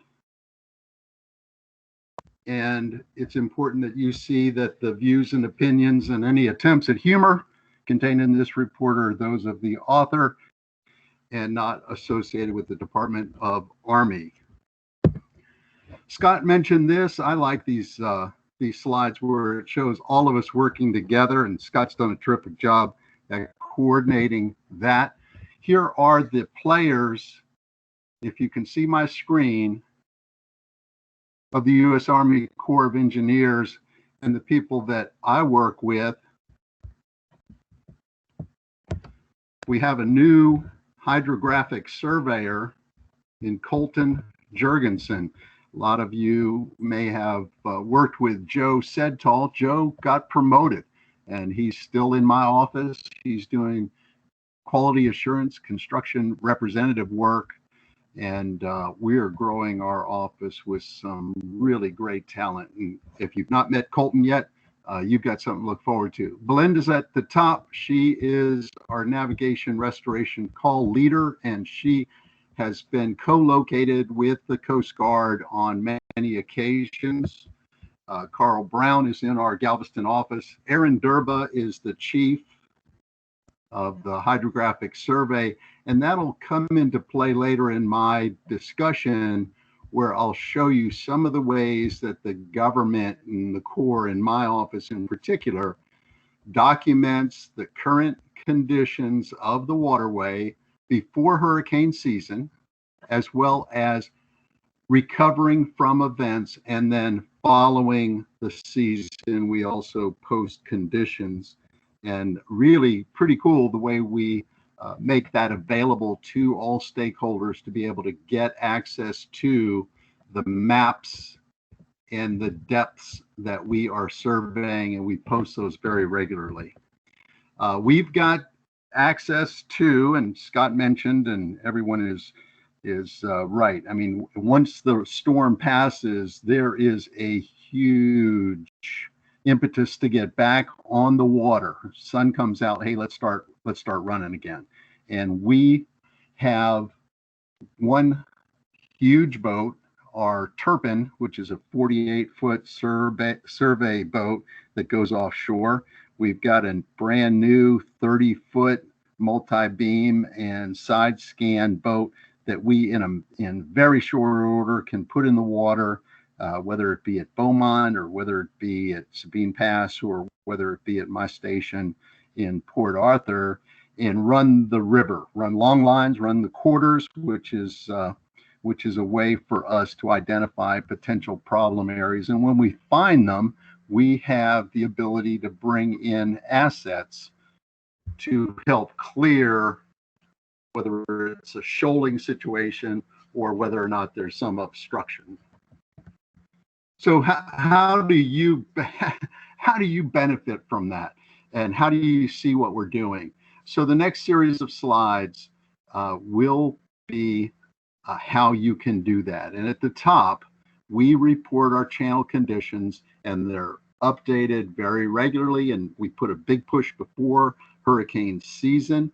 The way for you to look at it is to go to, and the words mean Southwestern Galveston District, SWG, U.S. Army Corps of Engineers, or the Army, and .mil, and then from there you drill into missions, navigation, and hydrographic surveys. You'll see on the right-hand side, hydrographic surveys, Sabine Neches Waterway, we've got Houston, we've got Corpus, we've got several places. This is your link, and from this website, you click on, in this particular case, you would have clicked on Galveston Harbor Channel. This shows depths. At the top, it shows a map of where it is. We highlight what the survey results are. There's a depth legend at the bottom that gives you an idea of what that is. The top right-hand picture is very similar to our new survey asset that's back in the water. That's the Tanner 2. That's the 48-foot. Ours is the Turpin. It just came out of an overhaul, and it is running beautifully and can really do some good work. We got a brand new 30 footer that you've seen our smaller boat out running cross sections, and it is also doing some terrific work with our team. So you'd hit that site and you'd see what the conditions are. This is the map that would put you in the exact location. And off to the right-hand side, you'd see the PDF map. So this is how you get there, the hydrographic survey through the SWG USACE. Now here's the cool part. Well, for a geek, it's definitely cool. And for those who have been wondering what the status of certain areas following an event, high water, storms, and hurricanes, this is the operations dashboard. And so from the navigation link that I've given you, here is our way of real time, and we're updating this on a daily basis immediately preceding and following a storm. And this would be what you would be able to see, and each of those dots indicate an asset. It could be a dredge that's in the water. Let's zoom in to this area. We'd go there, and here are some alerts. We're showing that there's a vessel there. We show Port Bolivar. We show 38-foot restriction. And over on the left-hand side, you can link to any one of those items, and it'll take you right to the location on the map.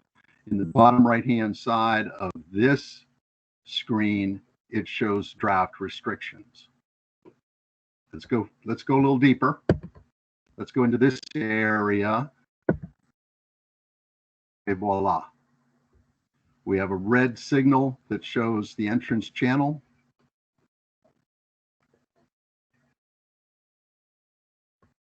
And the reach in the bottom right-hand side is the project depth should be 42. The restriction is at 37. And those data are coming back on a real-time basis. And oftentimes following a hurricane, we'll suspend and freeze all other data for just general looky-loos, and we'll focus on areas that we have supreme concern for navigation.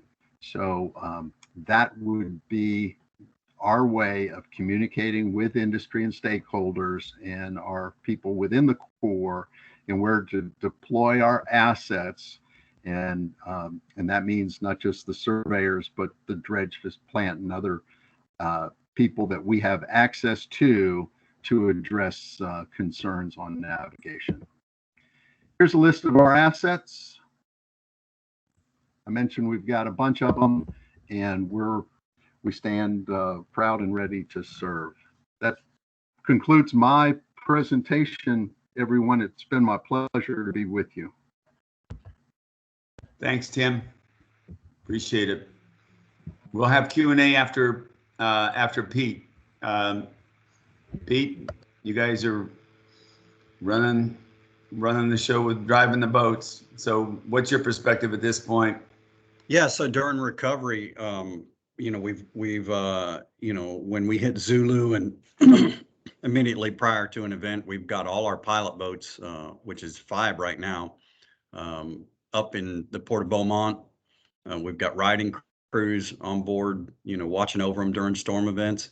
As soon as the event's over, we meet with we have our first PCT call with Scott and the Corps and everybody else involved, and we're like, okay, what's the plan? And then when that's done, we typically load up our pilot boats with pilots and the Coast Guard's aids to navigation personnel, and we start at the Port of Beaumont and we start trolling down the river slowly, looking for all the things Scott mentioned, oil spills, debris, flotsam, and aids to navigation. So part of becoming a Sabine pilot is being able to exactly draw the charts of this area from memory. So these younger pilots know exactly where every aid to navigation is supposed to be. And they get to Sabine Pass and they've got an excellent list of exactly what's not where it's supposed to be or what it doesn't look like it's supposed to look. We had, we've had incidences where we have half of a day board or a buoy that's, 100 feet off station or even less. And they'll say, hey, that's not really where it's supposed to be. So we report all that, and part of the communication part with Scott mentioned was, we take all that information. It's all organized nicely, written down, and provided back to the Corps of Engineers and the Coast Guard and the whole recovery team, so that everybody knows what's where and what's the severity and what needs to happen before we can do anything. So we'll get critical aids to navigation back in place, and then the pilots sit down with the recovery team and say, okay, what are we going to move? When are we going to start moving it? And the pilots will put in their hundreds of years of experience and say, well, we're at this point. We're looking at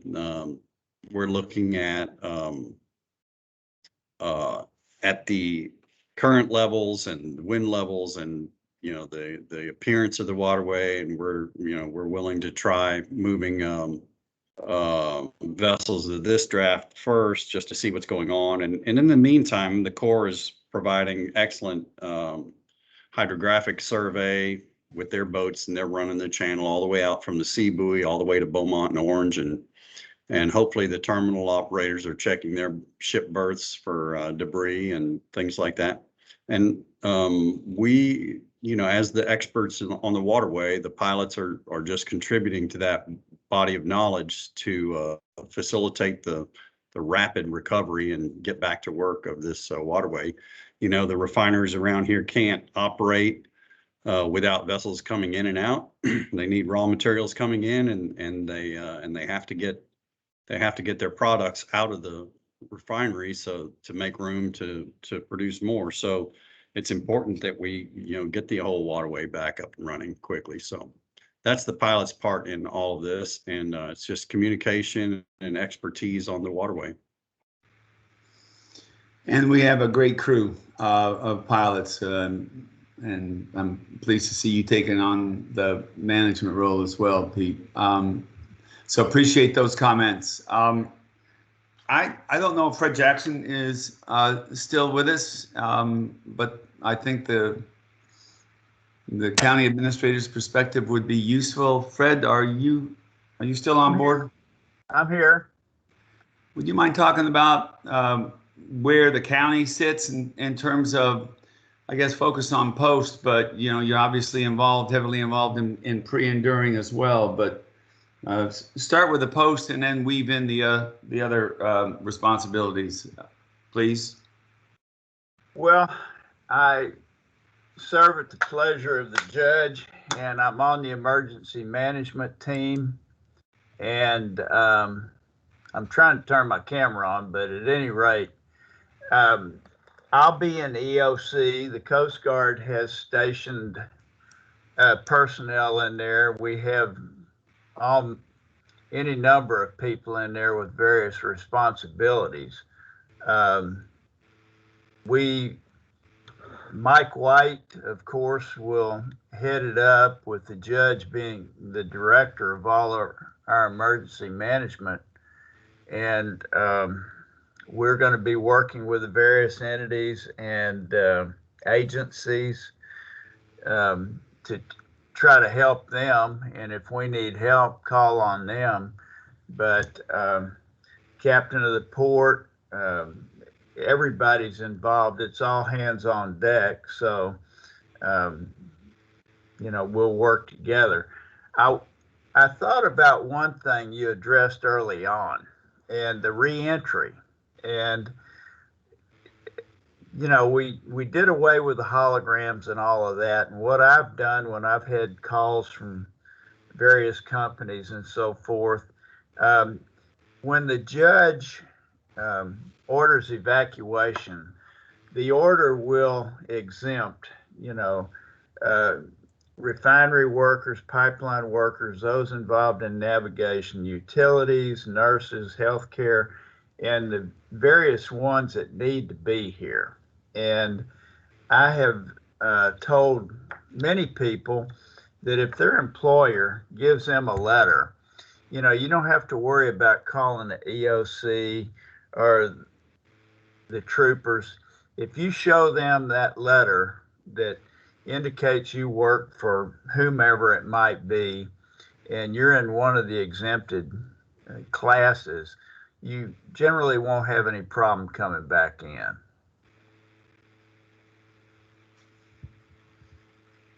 Thanks, Fred. Appreciate those comments. All right.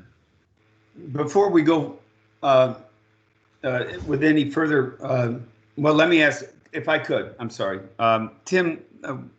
Sometimes our neck of the woods is still the Rodney Dangerfield of deep draft navigation systems, and it's difficult to get equipment out here to dredge fleet, from the dredge fleet to reopen. Houston's the big dog. Can you talk a little bit about how the Corps assesses capabilities and access to dredgers post-event? So we evaluate that based on what the required template is and whether or not there's significant encroachment, especially if there's an obstruction in the waterway. We have a way to run long lines very quickly, and then if we see something that is out of the norm, then we can go in and do a more granular evaluation of that and report those data up. We do have access to industry under contract and the ability to put those resources in place based on the immediate needs. Okay. Just remember us here. Yeah, I know you will, because we feed you so well at these virtual webinars to get us those dredgers when we need them. Yeah, I think my virtual lunch is knocking at the virtual door here. All right. I was going to say, I started to say that during the inland panel, I neglected to ask Jim Stark, who's graciously joined us and hung in there with us. He's I guess I'm saying this correctly, the former president of the Gulf Intercoastal Canal Association, but brings a wealth of experience. And perhaps this would be a good time if, Jim, if you could just kind of give your just overall perspective from your industry and your experience. Yeah, thanks, Rolf. I'm here, and the rumors aren't quite true yet. I'm still the president. And sorry about that. August 6th, when I'll turn the sticks over to Captain Paul Dittman. I don't mean to push you out the door. Real quickly, what I would like to do is just do a very quick overview and briefing of the Gulf Coast Inland Waterways Joint Hurricane Response Protocol. For many of you, you know what this is. You've been working with it for years and years. But it was an effort back in 2000, following the 2004-2005 hurricane seasons, when the inland barge industry worked together with federal partners to restore inland maritime commerce on the GIWW and the lower Mississippi River. Became a cooperative effort that was formalized in an MOU between the brown water representatives of the industry, GICA, and the American Waterways operators, and our federal partners, the Coast Guard, the Corps, and NOAA, and that formed the Joint Hurricane Team. What I'm really pleased to report is that over the past decade or so, more actually, the response framework has matured greatly, and is, a lot of old timers are still around and remember clearly what happened in 04 or 05, and the system was generally overwhelmed, and the response was pretty tough. Our industry, of course, pitched in, everyone pitched in, but I think we've come a long way, but the framework that we still have for providing industry support to those kinds of responses is still important. And what we have done is we've written a protocol backed up by the memorandum of understanding between the partner that that provides that framework for the response. I'll just talk a little bit about the barge industry responsibilities, which are just one piece. I think Scott and the other federal partners on the line here and state folks have aptly described what their responsibilities are and how it all fits together. But what we'll do is we'll provide assist as needed. We put together industry response teams that will actually show up and deploy on their own to augment watchstanders and responders in the various command centers across the Gulf. And it's not unusual to have a GICA industry rep in a couple of different command centers across the Gulf when we have an active storm season. We can have a storm down in the Brownsville Corpus area, as well as Mobile, Alabama, or right in your backyard in Port Arthur. So what we'll do is send incident command team reps to be there as a point of contact for the brownwater industry. And we have in place self-help plans where we can help ourselves out of issues along the coast or along the intracoastal waterway. One of the things I'm very proud of is how much our waterway assessment teams have helped in the past couple of years. Again, I think we've come a long way since those 2004, 2005 hurricane seasons, and I think Scott touched on the number of assets that can be employed to do a quick assessment of a waterway and determine whether or not it's safe to open. But we also have assets that have added, I think, great value to that effort. And what they are is simply industry-owned small boats with, in some cases, side scan sonars that can go out and do a quick run down the intracoastal waterway, leave open the other assets that NOAA and the Corps has to do other waterways. And we can determine very quickly, either with or without a Coast Guard rider, whether or not the waterway is safe to transit. Hopefully get our operations back up and running. We also provide comms to the industry. GICA acts as a single point of contact for that. Pre-storm information to the Coast Guard. We help with relocating vessels to safe harbor, provide info to the MITSRUs, and as I said, the reps to the command centers. One last piece that I think is important is our ability to provide logistic support. If you recall during, I mean, it's an old example now, but it's still probably valid. During Hurricane Katrina, it was the barge industry that helped to evacuate folks from St. Bernard Parish over to Algiers on the West Bank to get them out of harm's way following the flooding in that area. And they were on a barge. So all kinds of things can be brought to bear from our industry, and we hope this protocol helps to provide the framework for doing that. Hopefully I'm sharing my screen now and you can see it.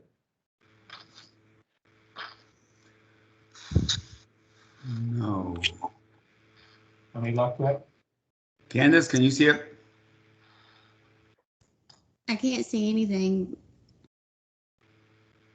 Okay.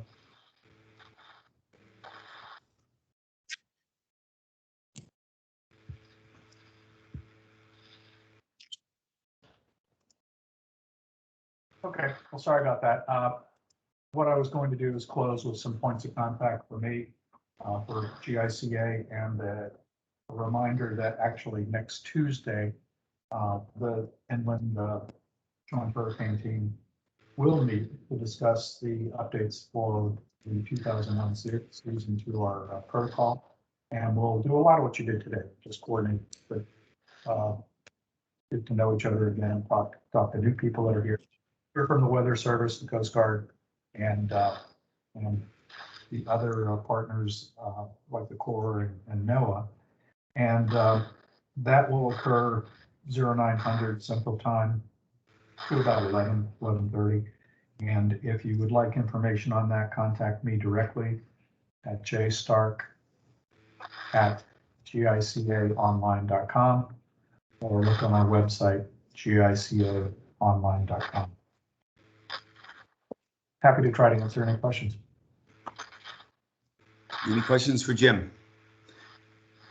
I'm not seeing any hands raised. Any questions before we turn to Roger of Scott, Pete, or Tim?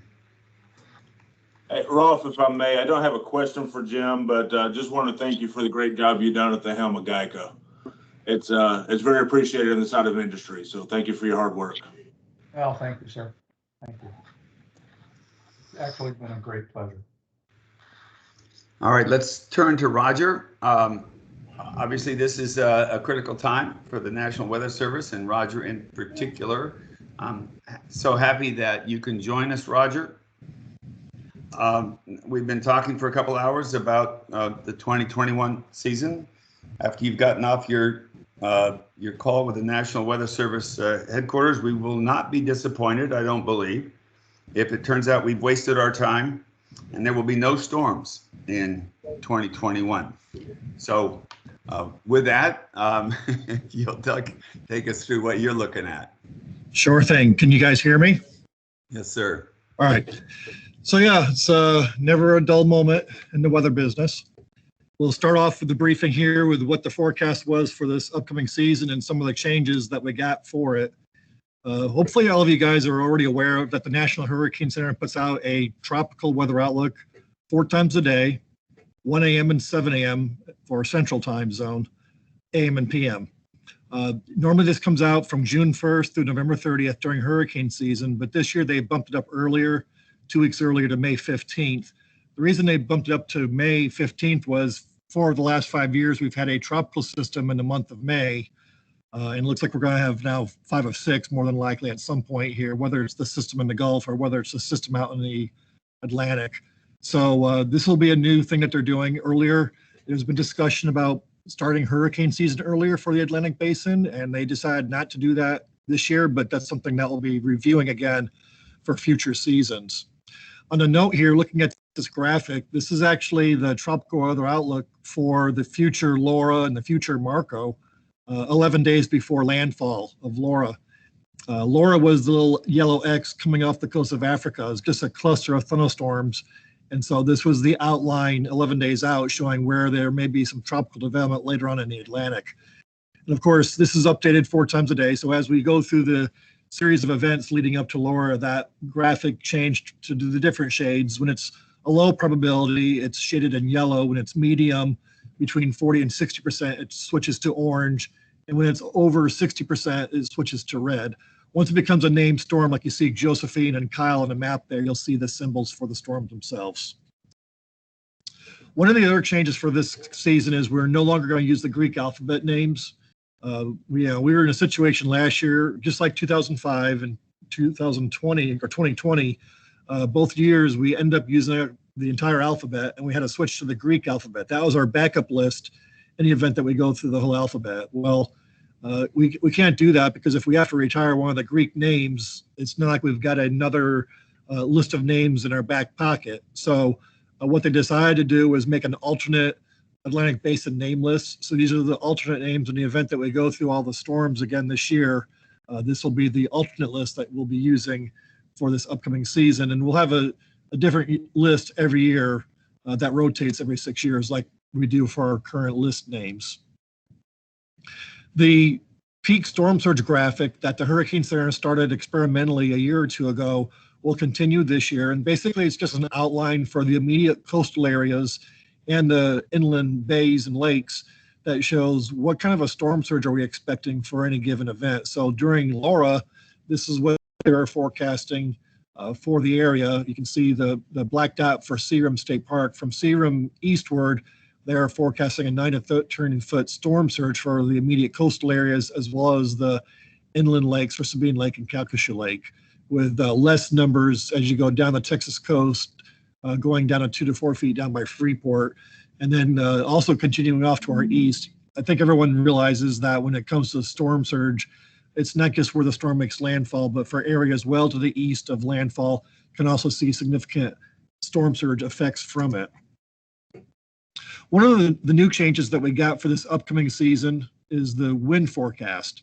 And this isn't just for the hurricanes. This is just a day in and day out forecast that we now have from the National Hurricane Center on a daily basis. When we forecast the winds and you hear the numbers that we throw out there, those are the wind forecasts for 10 meters above ground or 33 feet above ground level. They're now making an option where you can turn on 30-meter winds or 50-meter winds above ground level. So basically, I want to say it's about 100 to 150 feet above ground level. So this will be useful for the people that work offshore in the oil rigs. It's also useful for the larger ships, the tankers and whatnot that are traversing the Gulf of Mexico, where they can see the forecast winds for the level where they're actually sitting in their ships. So that's a new thing that we got from the Hurricane Center. And as you see here, it's not just the Gulf of Mexico, it extends into the Caribbean as well as the tropical Atlantic as well. So that's a useful product, we believe, for our marine partners out there that are looking for a little bit more information than just what's going on closer to the surface. The error cone that we see whenever we put out a forecast for a tropical system changes every year. And what we're using is the last 5-year National Hurricane Center forecast errors. We take an average of that, and then we take 2/3 of those numbers and create these error cone sizes. So for instance, you can see at the very bottom of this table at 120 hours out, we average 200 miles off. That's the size of the error cone for 5 days out. So not a lot of accuracy 5 days out. We're not pinpointing it to Houston, Galveston versus almost New Orleans. It's not broad of a forecast 5 days out. Something to be aware of, when we're looking at computer models, and nowadays everyone's got access to look at them online, and people unfortunately share a lot of stuff about that also very far in advance. The accuracy of these models more than 5 days out. 5 days out, 200 miles off. You can imagine what it would be for a week or 2 weeks out. It's just very large. That's why we don't put out forecasts specifically for individual tropical system moving across the Atlantic or the Gulf, because there's just not enough accuracy to make it worth anyone's while. People would be, changing plans and spending more money on things if they did that, when we'd rather just keep it to a position where we're trying to minimize the impact, the impact that people have to do on their economic benefits. So from 120 hours, 200 miles off, 4 days out, 148, 3 days out, 102, 48 hours, 2 days out, 69 miles, and 24 down to 40. Last year with Laura, we were off by probably 20 miles in terms of where we thought Laura was going to make landfall. We thought it was going to be west of Cameron, it ended up being east of Cameron. The good part about that was the fact that the big storm surge did not back up the ship channel over here, up the Calcasieu River and whatnot, and flood Lake Charles like it could have. If the storm had made landfall west of Cameron, we would have had the big surge of water backing up the river, and we would have had probably a 10-foot storm surge across much of Lake Charles. So that was the good news with the forecast, that we were slightly off where it was a little bit further to the east. So it's a big deal to get yourself west of a landfalling tropical systems when it comes to the perspective of the height of everything from the waves to the tides, the winds, and whatnot. Another new thing we got coming out is just what we call a normal or an average hurricane season. Every 10 years we update our normals, whether it's the normal high temperature, the normal low temperature. We also update the normal hurricane season. So previously we were saying 12 storms, out of which 6 become a hurricane, 3 of them become a major hurricane. That was using the averages from 1981 to 2010. Well, the 80s were a very quiet period, relatively speaking, for the hurricane seasons.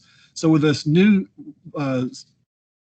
period of record that we're using from 1991 to 2020, this is a super busy period. We've had a lot of tropical activity since the 90s, so the numbers have gone up. We're up to now 14 named storms, up to 7 hurricanes, and still continuing with the 3 major hurricanes. So when we start talking about near normal, normal today is different than normal from last year, just because of the fact that we're using new averages to compute that. When it comes to the 4 main hazards of tropical cyclones, storm surge, damaging wind, heavy rains, and tornadoes, we always put a lot of focus on the storm surge. We always tell people to run from the water, hide from the wind. The surge perspective, we don't want people trying to batten down the hatches at the coast, Sabine Pass, Cameron, stuff like that. We want people to move inland away from the zone where you could potentially drown. The wind perspective, we always say, hey, if you can hunker down on your building, if it's strong enough, do what you can there. But there's other aspects of these systems, the heavy rain and the tornado aspect as well. During the event of Laura last year, and this is a satellite and a radar depiction of Laura from last year, we probably had hundreds, if not thousands, of tornado-like vortices in the eye wall around the center of circulation for Laura that hit, southwestern Louisiana. But we also had those outer rain bands that are over by Lafayette and also extended over to Baton Rouge and New Orleans. Outer rain bands over there also had the potential to create tornadoes as well. So just be aware that it's not just the inner core of the tropical systems that have the tornado threat. It's also for rain bands that can be hundreds of miles away from landfalls. So in other words, we could have a system making landfall down by Freeport, and we could have outer rain bands up here in the upper Texas coast that could also cause impacts from a tornado perspective. And also, being in the right side of the path of the system, we're going to have the highest winds and the highest storm surge as well. So be aware of that. Hurricane season climatology, I think everyone's probably aware of this, but the early season storms typically form in the Gulf. The problem with these early season storms is we don't have like a week's worth to watch the Weather Channel and see this stuff develop out in the Atlantic and move across the Atlantic towards the Caribbean, towards the Gulf.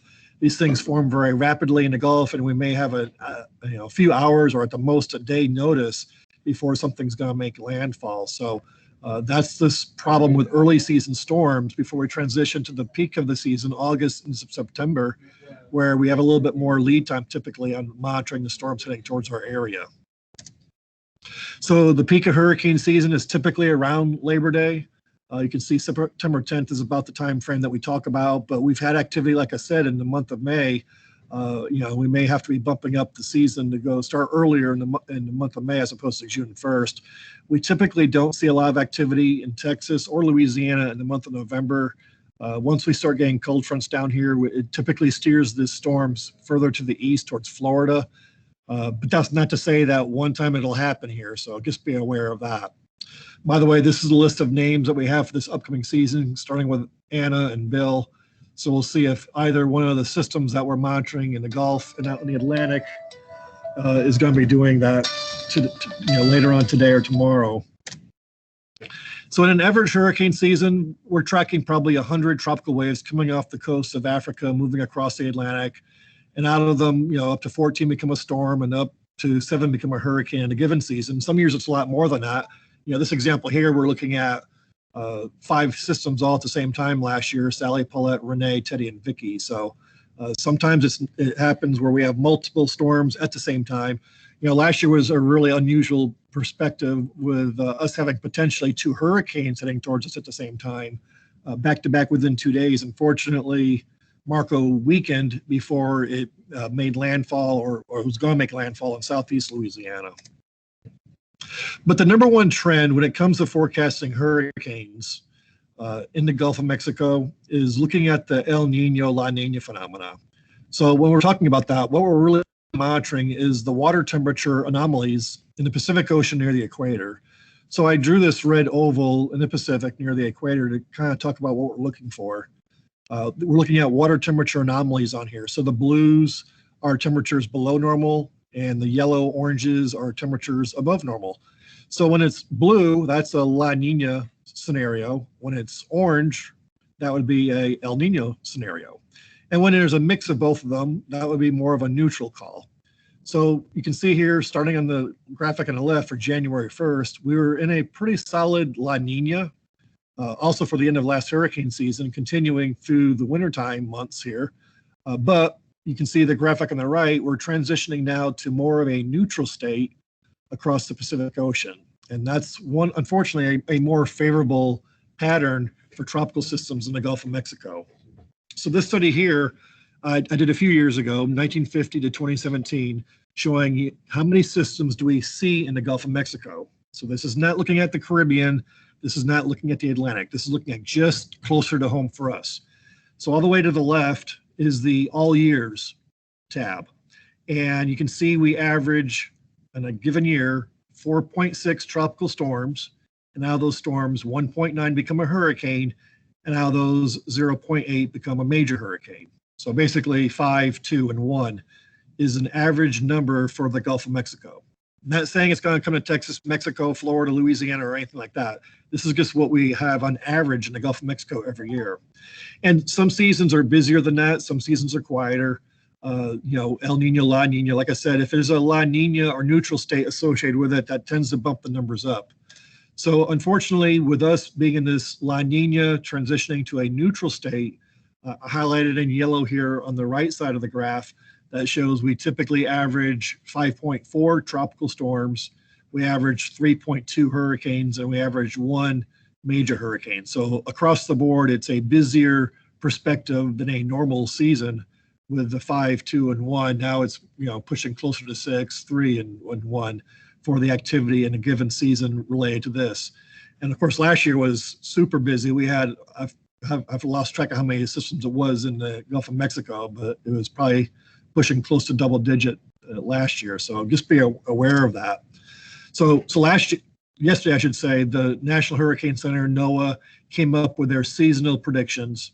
And basically they're saying a 60% chance of it being above normal, 30% being near normal, and 10% below normal. And so the numbers that they're pushing out with that is anywhere from 13 to 20 storms. Now those 20 storms up to 10 becoming a hurricane. Now the 10 hurricanes up to 5 being category 3 or stronger, which is a major hurricane. So it's not just the Gulf that's going to be busy. It's going to be busy across the Caribbean and the Atlantic as well.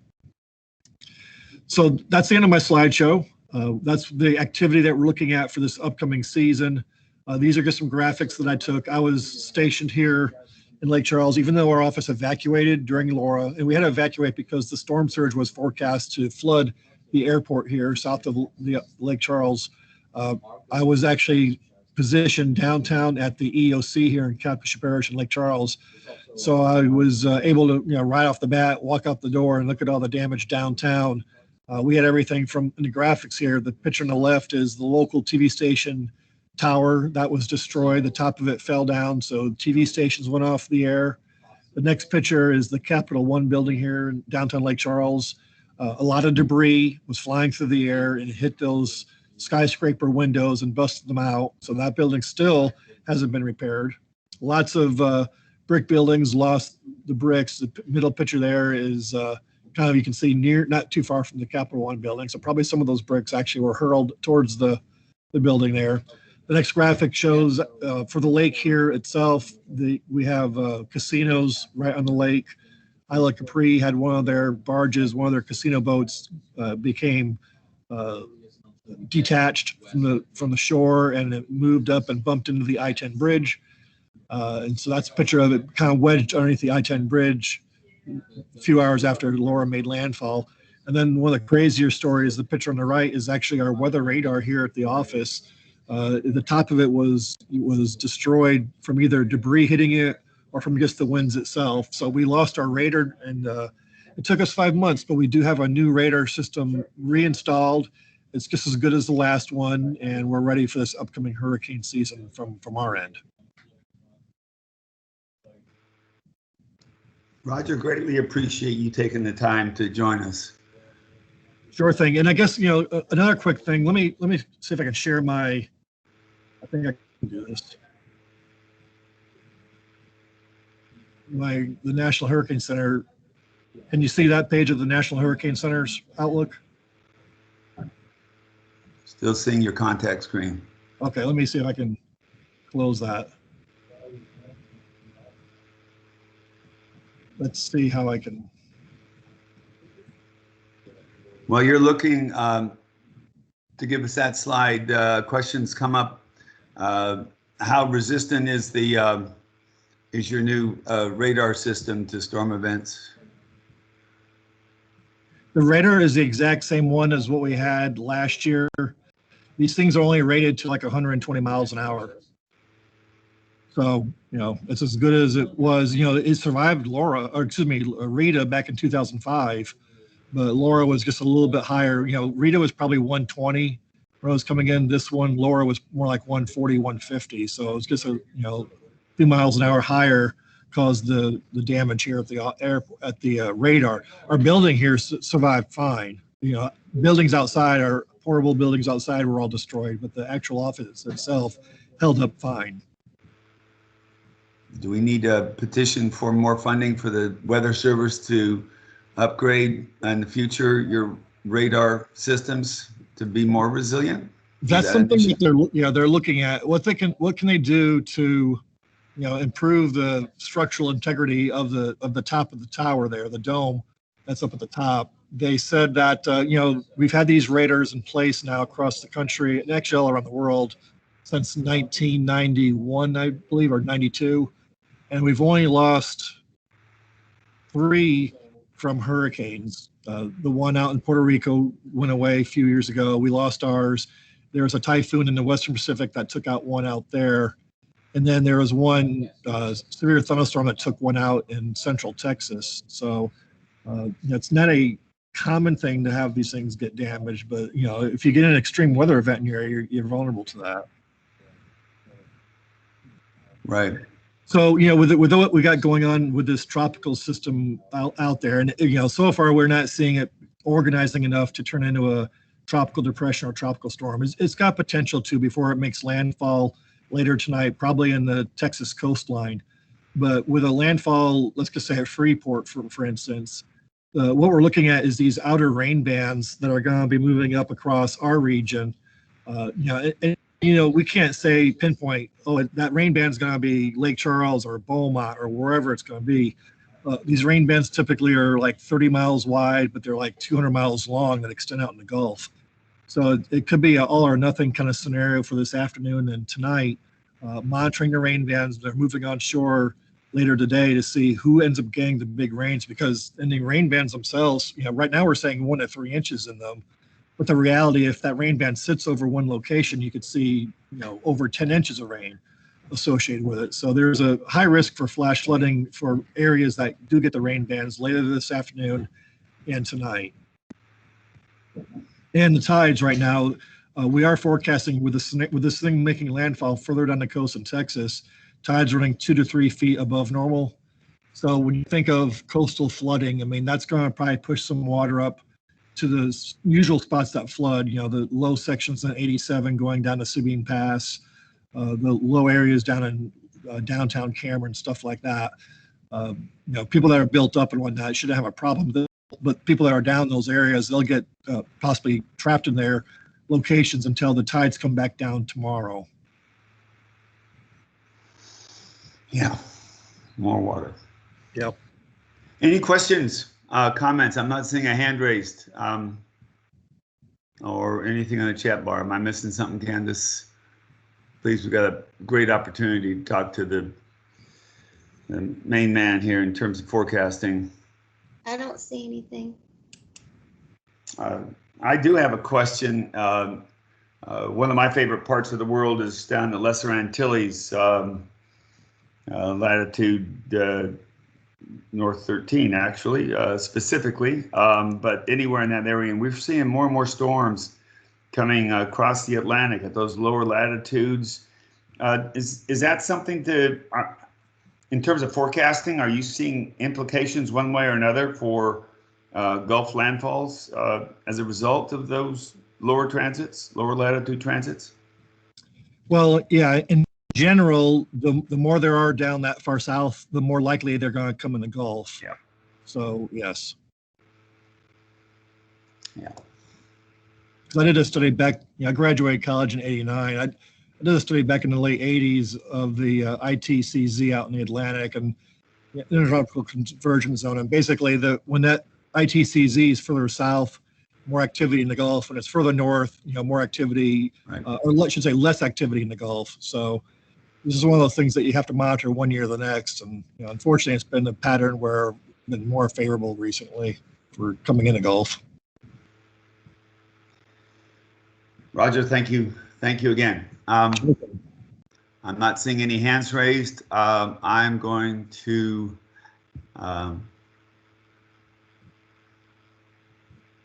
thank you all. Thank all the speakers. I'm trying to screen share, and with my usual technical ineptitude, it's not working. Oh, wait, we got a question.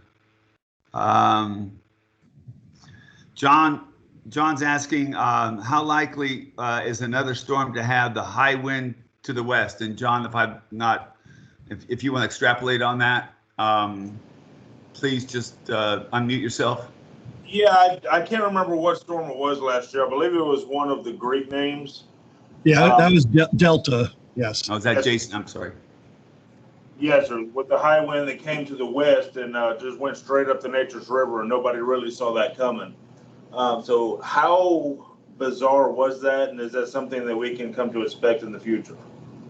Right. That was definitely a fluke situation. With basically, longer story short, there's a tighter pressure gradient for that system that caused the higher winds on the west side. No one was expecting that. We weren't expecting that at all. So that's not a normal scenario that happens. If I had to make a prediction on what percent of these tropical systems do that, I mean, it's probably like less than 10% when they're making landfall do something unusual like that. So it was a very rare event that caused that last year. Thank you, sir. Anything else? Well, Candace, I don't know if you can share the screen with the contact information, but we greatly appreciate all the speakers. Scott, you for opening it up, and all the speakers for their presentations. This is being recorded. It will be posted on my center's website as well as the SETWAC website. See both for upcoming webinars as well. And if you have comments and questions, please reach out to me. And we'll be happy to take these